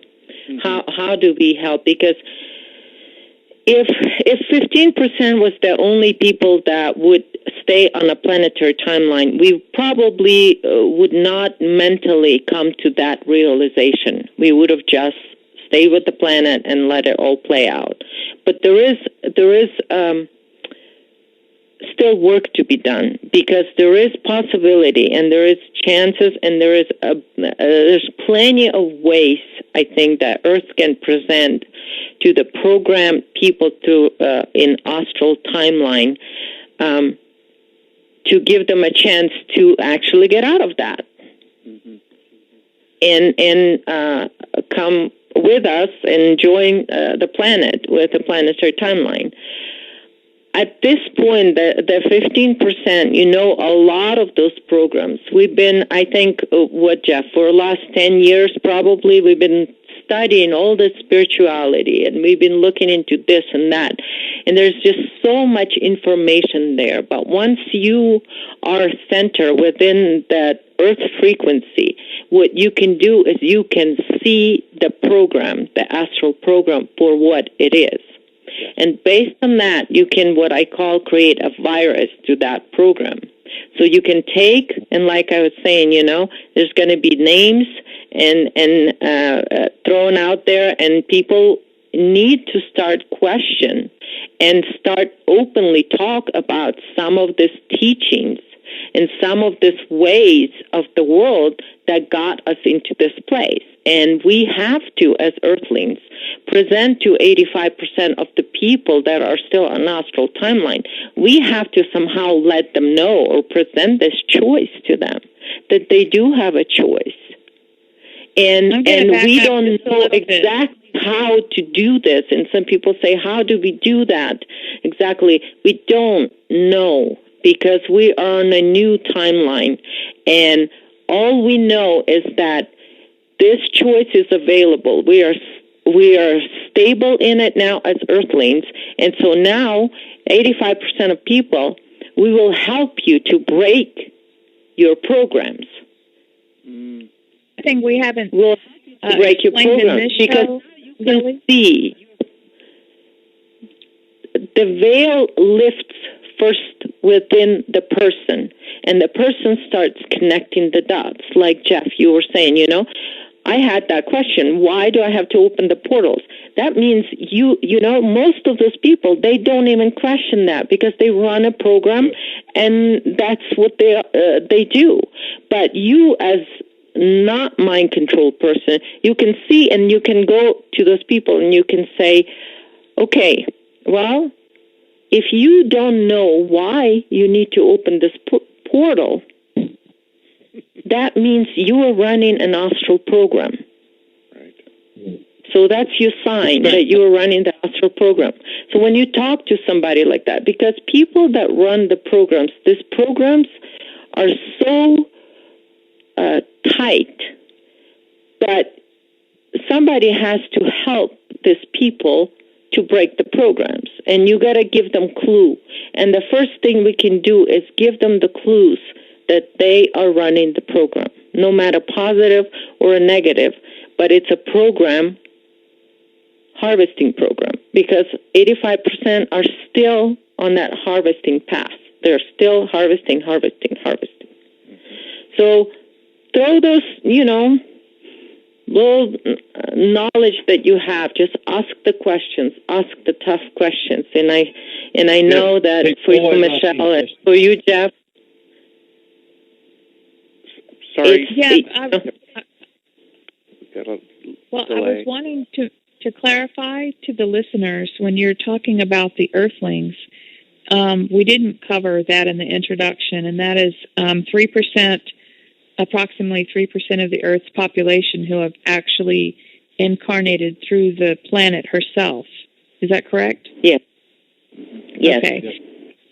And then there's my math would be a little off if I said then there's 15% that came here from other places. Refresh my memory, if you would.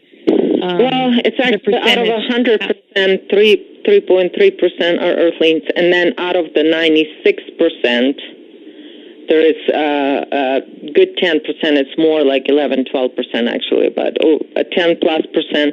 And so that makes approximately about 15% of population. And most of that 15% are actually indigenous people and people that are not in this, embedded into time matrix like some of us. There's very few people that are embedded in time matrix and Earthlings.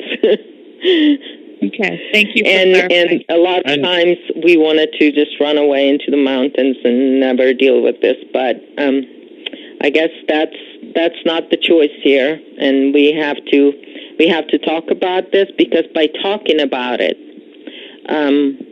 and that's when and that's why I want to thank you, Michelle, for letting me and Gauze talk about this. It's because by talking about it, and you, Jeff, thank you for this opportunity.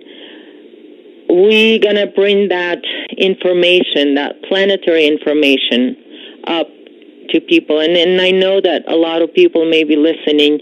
They don't understand what we're talking about, and especially having a really hard time understanding me. Try to feel it with your center. Just give that a try. Don't listen to the words and try to understand what the word means. Try to feel the energy that's coming, because by us talking about this, we're bringing up that planetary timeline as a choice. for people, that they can leave their program, that they can leave the matrix, and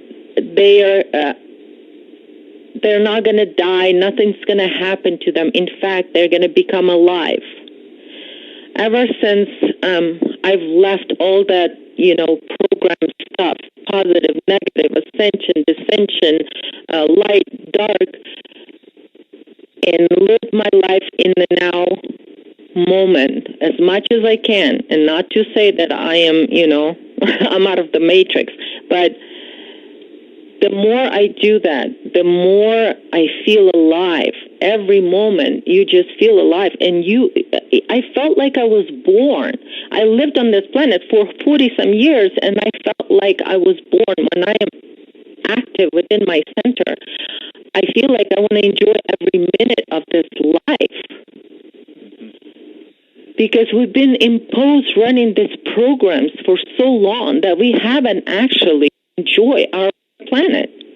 We haven't created a relationship. We don't even know. We're so busy running astral programs that we haven't got to enjoy the life that we have, the life that this planet gives us. Yeah. The astral programs make us live in our mind more than the present moment. Mm-hmm. So we got to talk about it and just help people to understand that it is a choice. And I know that a lot of people waited for that ascension. They wanted to go into that positive timeline so badly. And now they feel disappointed. They feel like they didn't do something right. And I know a lot of channeling saying, oh, well, didn't do enough of that or didn't do enough of those. And people are so under pressure. We've been running these programs and we did not feel the life that is within us because we run these programs and we waited for this ascension and we wanted something positive. When the positive and beautiful life was right here beneath our feet, and we didn't take time to enjoy it. And a lot of people, they're programmed to hate the planet because they wanted to somehow get off of it, and that just it's so painful when people talk so badly about this planet that gives us life. And yes, our life is very short right now, but it's a life. And it's a life on this planet. So let's just stop running those programs and just look around. Look around in the now moment and be one with the planet. If we give this a try, if we have the desire to center ourselves, the planet will help us. It will give us clues. It will, something will show up on your Facebook page. It will give you clues. But we have to talk about the life that this timeline going to give us as humans on the planet. We finally have our planet to ourselves if we choose to have the planet to ourselves. So I have a question. Yes. Sorry. So what we've uncovered the fact that we are in this matrix, and I know on N5D we have a lot of articles about the reincarnation trap, and we've talked about that we've been doing this time and time again, and hopefully enough humanity will wake up to what's happening and start joining this planetary timeline, and I hope that happens in my lifetime. But let's say that if I were to leave my body tomorrow, let's just say if I was an Earthling, an Earthling would go back through the core of the planet and back to source that way. But what kind of advice would you give to somebody who might wonder, well, first of all, is there still that false light light at the end of the tunnel matrix running still? And if so, where do you go if you don't go there from here on out? Well, if you don't go into the light at the end of the tunnel, that system is still running. For me, I know if let's say I die tomorrow, if my body dies, I know I go to the center of the planet, and then I go into organic frequency where there is no time. Right. And okay. So is that for me, your imagination? Would that be black? Would that be black, or are you just going to be magnetically drawn there? Is there anything you need to do to steer your intention that direction? Well, you definitely don't want to go towards the light. That's for sure. Right. That's the trap. Yeah. That's the trap. The light. Don't go into the light. Second born. Yeah. Yeah. It will present itself because they're they're pushy. They'll show you that light, and they'll show you all your friends, your family is going to be all there waiting by the light and with their arms open and all of that stuff. That whole thing will be presented to you. That trap will be presented to you. So what do you do even at that if point? I mean, turn around and run. Bail out like a Brussels sprout. But yes, that darkness, that black matter is actually a much better choice for you because you will not experience time within it. Great. Yep. Jeff, do you want to pop another question in? Sure. Yeah. I'm sorry. Go ahead. I don't know if anybody else is noticing this, but we didn't really touch on the 12 races, but, the 7 Draconian, 5 Anunnaki. But that number 12, I'm seeing everywhere now. The new TV series, 12 Monkeys, the Majestic 12, Council of 12, the 12 astronaut teams in Interstellar, which that movie is just chocked full of dark matter innuendos. The black hole, the monoliths. I don't know what was going on in that movie, but I'm watching people around me break programming because of that movie. They don't know what they saw, but everybody's like, what was that? It's working against their plan, I think. Yeah. Oh, good. We have to understand, we are right now past 2012. We are in timeline that elite and the controllers and the hierarchy, the spiritual hierarchy, the positive and the negative, did not expect for this to be. So they're shocked and surprised, and they're scrambling, and there's a lot of movies that if you lift the veil, because everything, this matrix is all around you. You just have to get the eyes to see. And by that, I mean once you personally lift the veil of separation within your personal template, you will start to see the matrix for what it is. Movies, the reason because we're getting more and more activated in that Earth frequency on the planetary timeline, that we're able to see that everywhere. There's some movies that I saw 10 years ago, didn't get any of the, of the symbology. And today, any movie I start watching and right away there's a bunch of symbols in every movie. There's the symbols. And it's 7, it's 12, a lot of 7s and a lot of 12. And then, of course, we have 9 and 10. But I think it probably, if, going back to your question about Draconians and Anunnakis,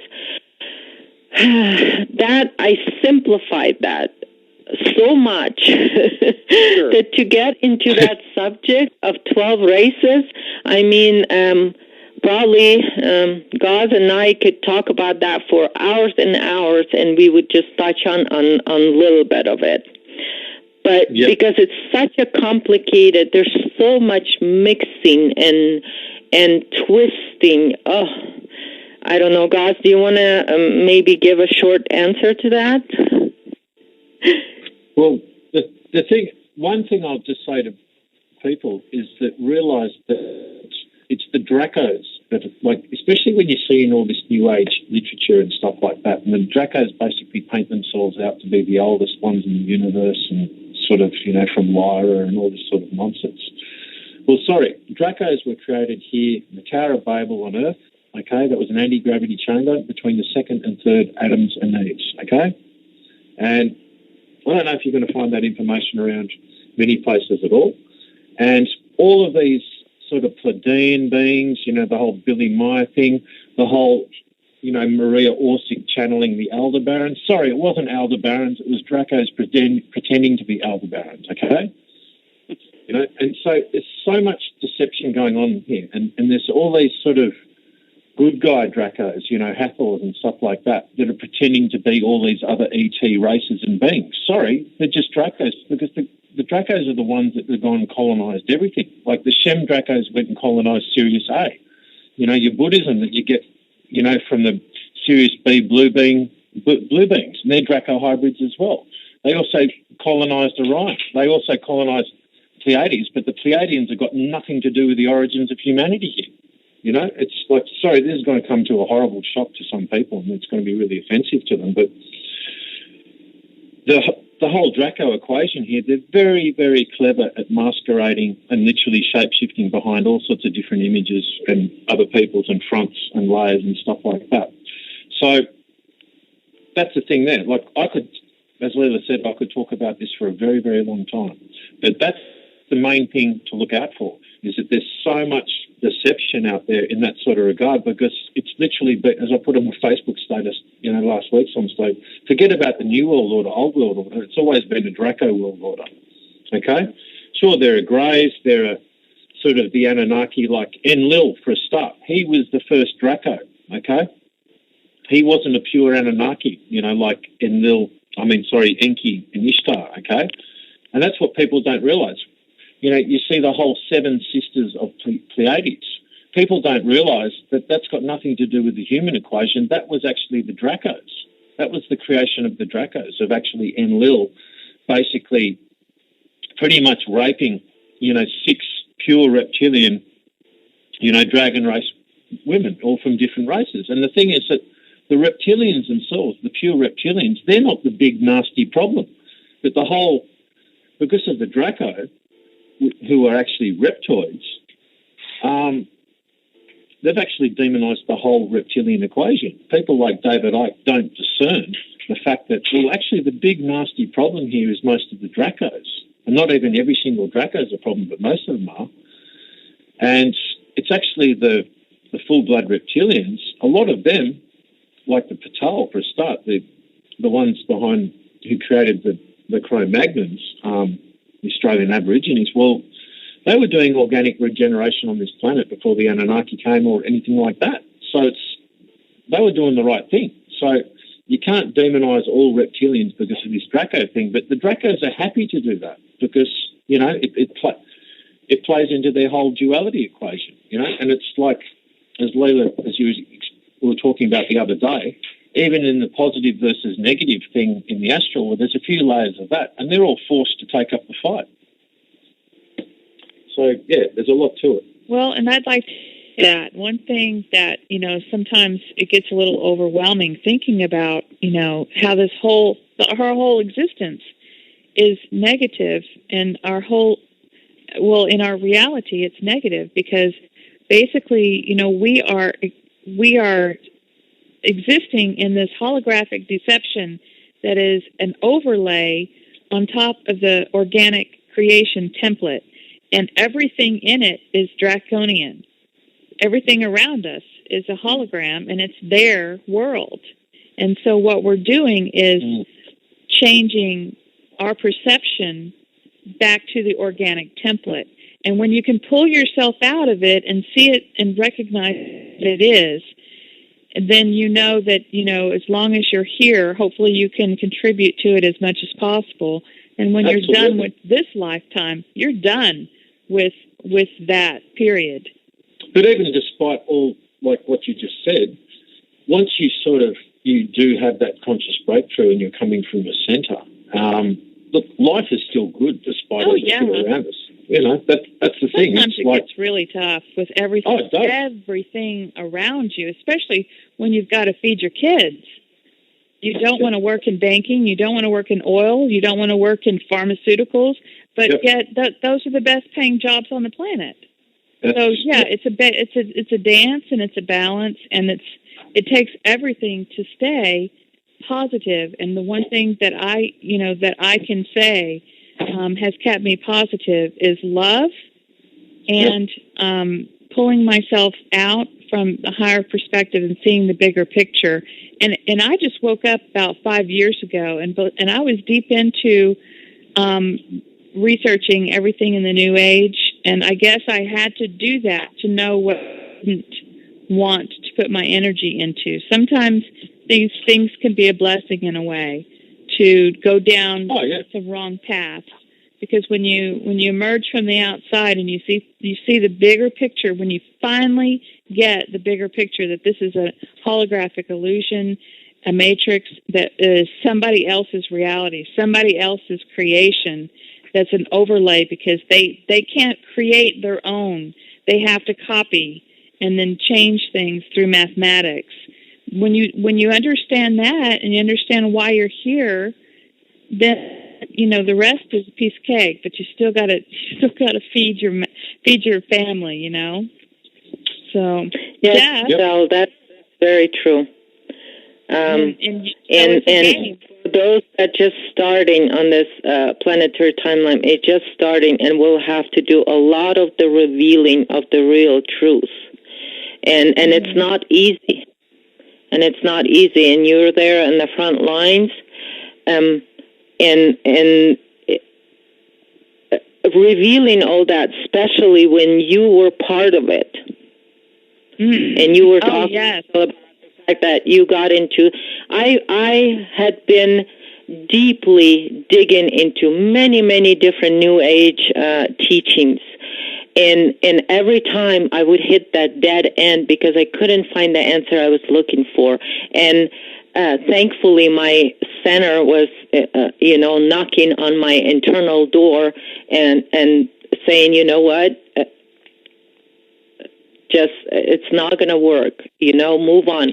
I went through so many teachings, and I've digged into them, and I've studied and all of that stuff. And then you think that, why did I spend all that time? There is a reason why we had to learn about all of that, because to create a virus for a program, let's say like on the computer, you got to know how the program works. So for a lot of Earthlings, you have certain programs that you know how they work. Now, because you know how they work, you know how this is imposed reality, now you can create a virus to break that program. So, and when it comes to draconians, I also wanted to add to that, right now, we are witnessing right now how tricky draconians are. White dragon family, red dragon families, they're all right now are so caring, and all they want is help humanity, where they have been for the last thousands and thousands of years. Right now, they're almost like our angels, that are here to help humanity, and all they have in mind is humanity's well-being. I'm sorry if I don't buy into that. Where have you been? My white angel. Forgive ourselves this for our is not deception, pretending to help while enslaving humanity and imposing their reality on humanity. And this is what's happening. We also have to forgive ourselves for our past lives, because we've been slaves for so long. If you're going to be a slave, you might as well up at the top of the slave chain, and I've had a lot of past lives where, of course, I contributed, as a Knights Templar, as an Essene, these things to where, we had secret knowledge, and I know myself, and I know that I was probably a lot happier being at the top of the slave chain than at the very bottom of it. So that's all part of healing and realizing who you are and knowing why you had to do that, so you could know what the matrix was to begin with. Yes, and the thing is, we were in karma wheel, which is the time loop was also the karma wheel, and the karma, positive, negative. With the Earth timeline, we are out of that, so no more karma. Mm-hmm. So as people say that, forgive yourself for all of that, it's no longer applicable to our lives as a human being here. If you are on the planetary timeline, all of that was an experience, all of that knowledge that you gain, it is for this moment. So now you can stand up and say, okay, I know some of that knowledge, I know some of that knowledge, and I can see now where the manipulations are, where it is not presented for what it truly is, and you will see straight through everything. And no manipulation, eventually no manipulation will be able to be done to humanity here, because we will be so on that we will sniff that, miles and miles and miles away. This is the desperate attempt. It's an individual thing, though. I mean, even though we're co-creating now at this point, what we're seeing and what we're experiencing, you can even get further individually than it doesn't. You don't have to wait for all of humanity to do this in order for the veil to lift for yourself. So, Lily, if it's okay with you, I do have one caller that I would like to take a quick call, and then we can wrap up. Would that be all right? Yes. Okay, wonderful. Area code 386. Welcome to the caller just dropped. Okay, so we won't be taking that. All right, I guess we scared a lot of people. Isn't that funny? Okay, so we just lost that caller just right when I went to them to take the call. Okay, so let's do. We've got about 17 minutes left in the show. What I'd like to do is, Lily, to give you an opportunity to, if there's anything that we didn't cover in this particular episode that we wanted to cover, you can do that, and I'd like to do the same thing for Gauze. Okay. Well, we went off track quite a bit, but I think it was a good conversation. Okay. It was. And we could talk about this for days and days, but we wanted to give everybody a little introduction on the Cosmic Awakening show. You've been on the, is it called the Collective Evolution, that Lisa's show? Collective Imagination. The Collective Imagination, pardon me. You did 3 shows, or maybe 4? Did you do 4 total? No, did 2.5. Okay. 3 shows, yeah, 3 shows. Every time we've had pretty good reception. A lot of times there's some interference when you get on and start talking your truth. But for those listeners who want to get a little bit deeper into that, they can check out Lisa Harrison's show with Lily. That's how Jeff and I first came across. So go ahead and finish what you were going to say, Lily. Well, I just wanted to say that this information might be hard to understand in the beginning for people. And so, but I wanted to say that I appreciate everyone that tuned in and give this a try even. And sometimes it might sound like it's really negative, but it's not. The beauty of Earth timeline is immense. It's huge, and we will get to enjoy it. And dealing with what is, with this imposed reality that we lived in for long time, repeating the time cycle over and over again. It's been tough on us, and we tried to do our best, and we all wanted to experience a positive life. Earth's timeline will give us all that and more. We will be connected to Source, and we will return to Source. And that is the best news that I can give. And yes, it's going to be messy dealing with this reality and disassembling it, lifting the veil of separation. It's going to take a lot of work. It's going to take a lot of emotional involvement. But we can do it. We're humans. Let's be humans. Let's work through this together.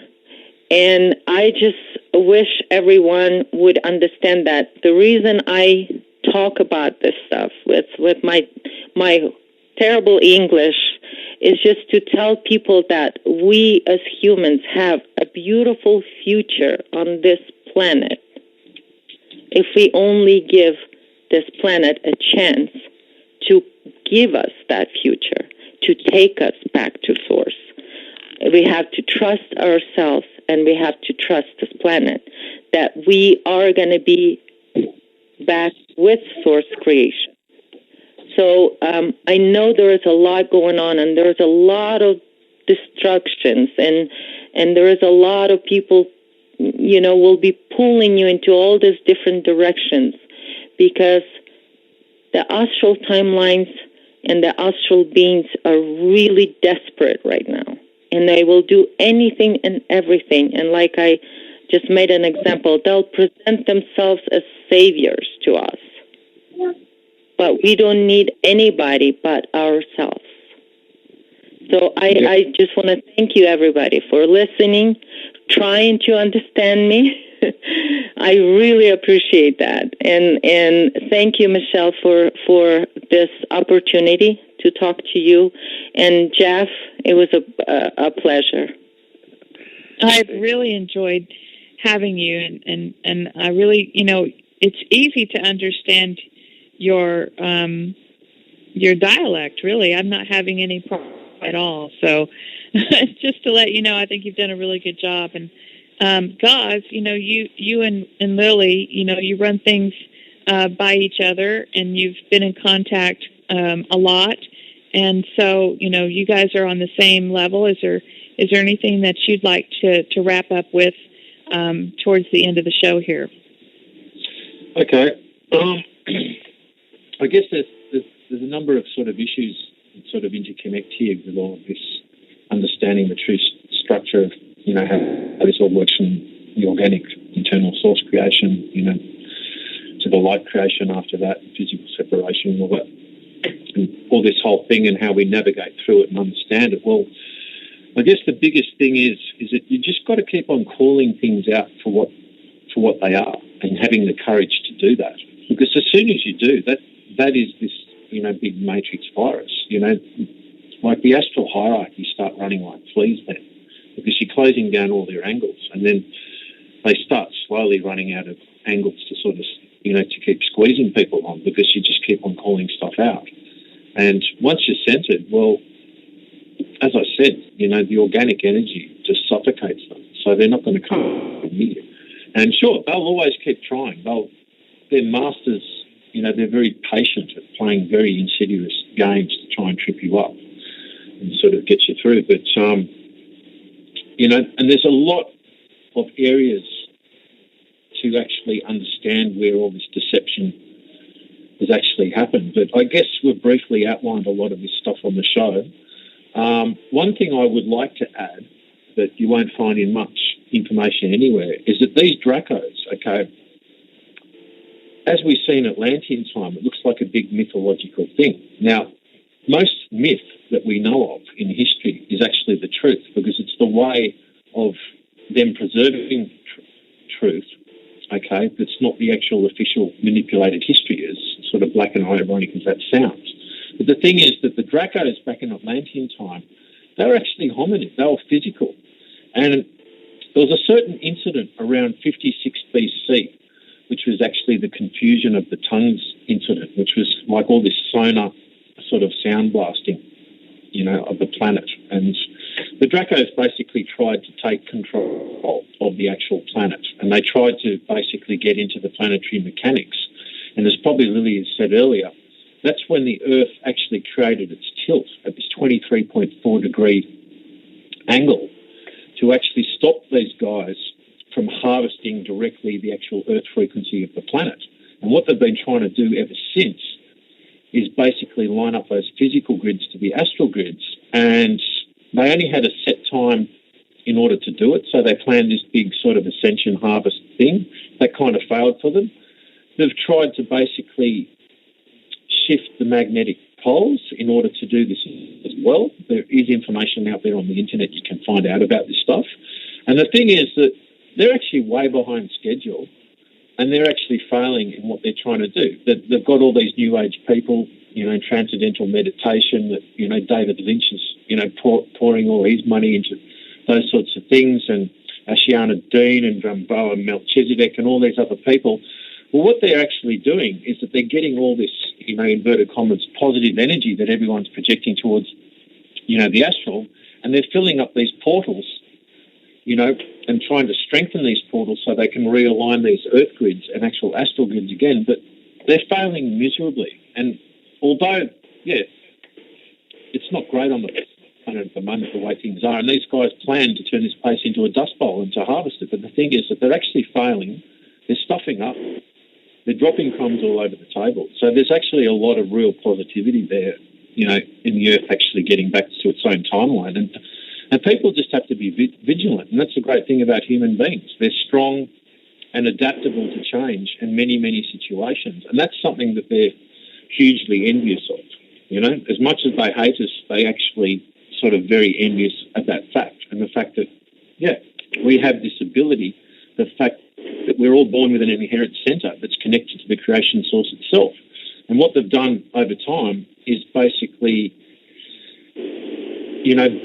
get us to bury that information from ourselves, so we become, dependent on their external energy and control and the whole everything, so they can keep on their sort of harvesting things, so they can continue their inorganic extended light creation sort of nonsense, and basically pretend to be the creator gods, where they got nothing to do with the pure consciousness, of the organic creation source that, is the consciousness behind everything, let alone what light creation does in physical separation after that. But anyway, I think I've said enough for now. Thanks. Okay.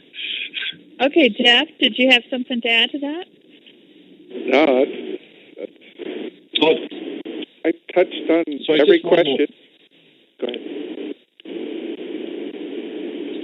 So I just add one other thing. In the 56 BC incident, the actual Dracos went more to a non-physical state then, where they were more a physical state in Atlantean times before that. So that's made the equation even harder to determine the actual reality of these things too. But that's a topic. Another radio show, another night radio day. Sorry, off to you again, Jeff. Sorry. Yeah, just want to emphasize we're all here on the planet, and it's just seeing whether you're going to choose to bioregenerate or go on the Earth timeline or continue to harvest and seeing, like the number 12 or whatnot, seeing those programs for what they are and pointing them out is the name of the game.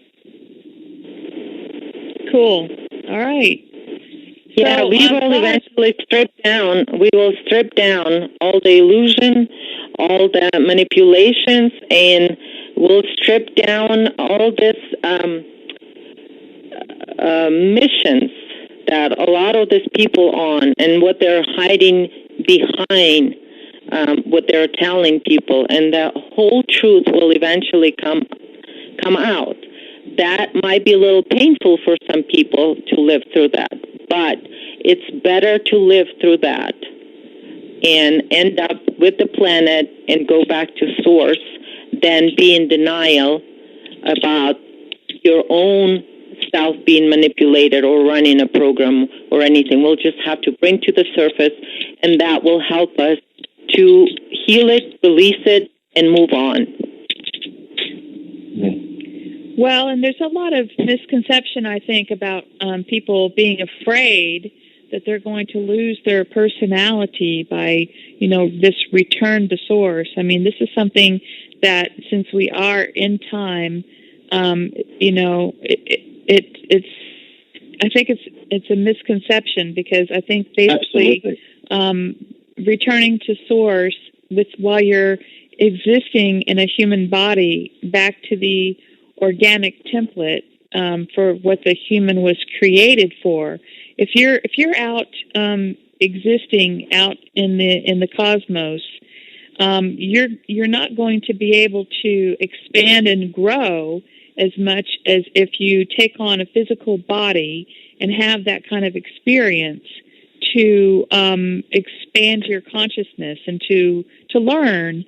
And basically, emotion in the human body is energy in motion. And in order to move forward and keep growing, you've got to have energy, which is light. So that's how this whole thing got started, but it just got twisted.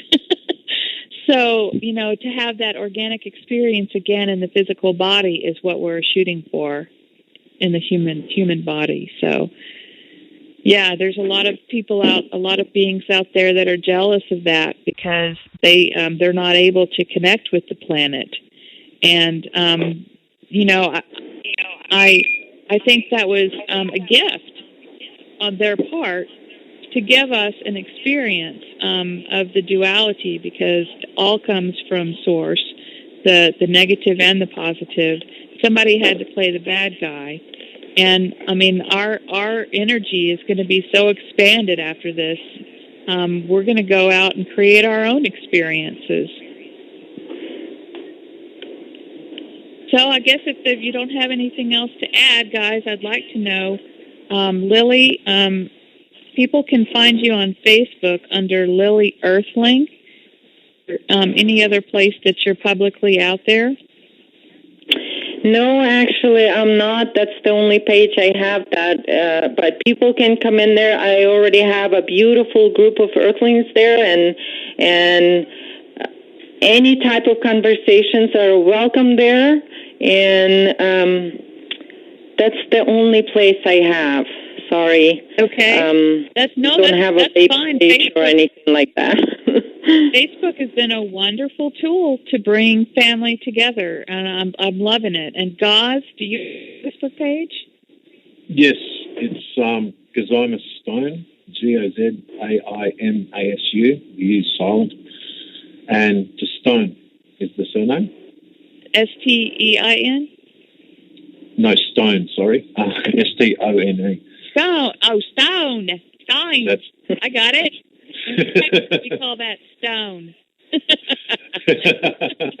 And Jeff, you're on Facebook under Jeff Gates? Mr. Jeff Gates, yep. Oh, Mr. Oh, Mr. Jeff Gates. Yeah, that's how you find me anyway, yeah. Okay, wonderful. And thank you so much for co-hosting this show with me tonight, Jeff.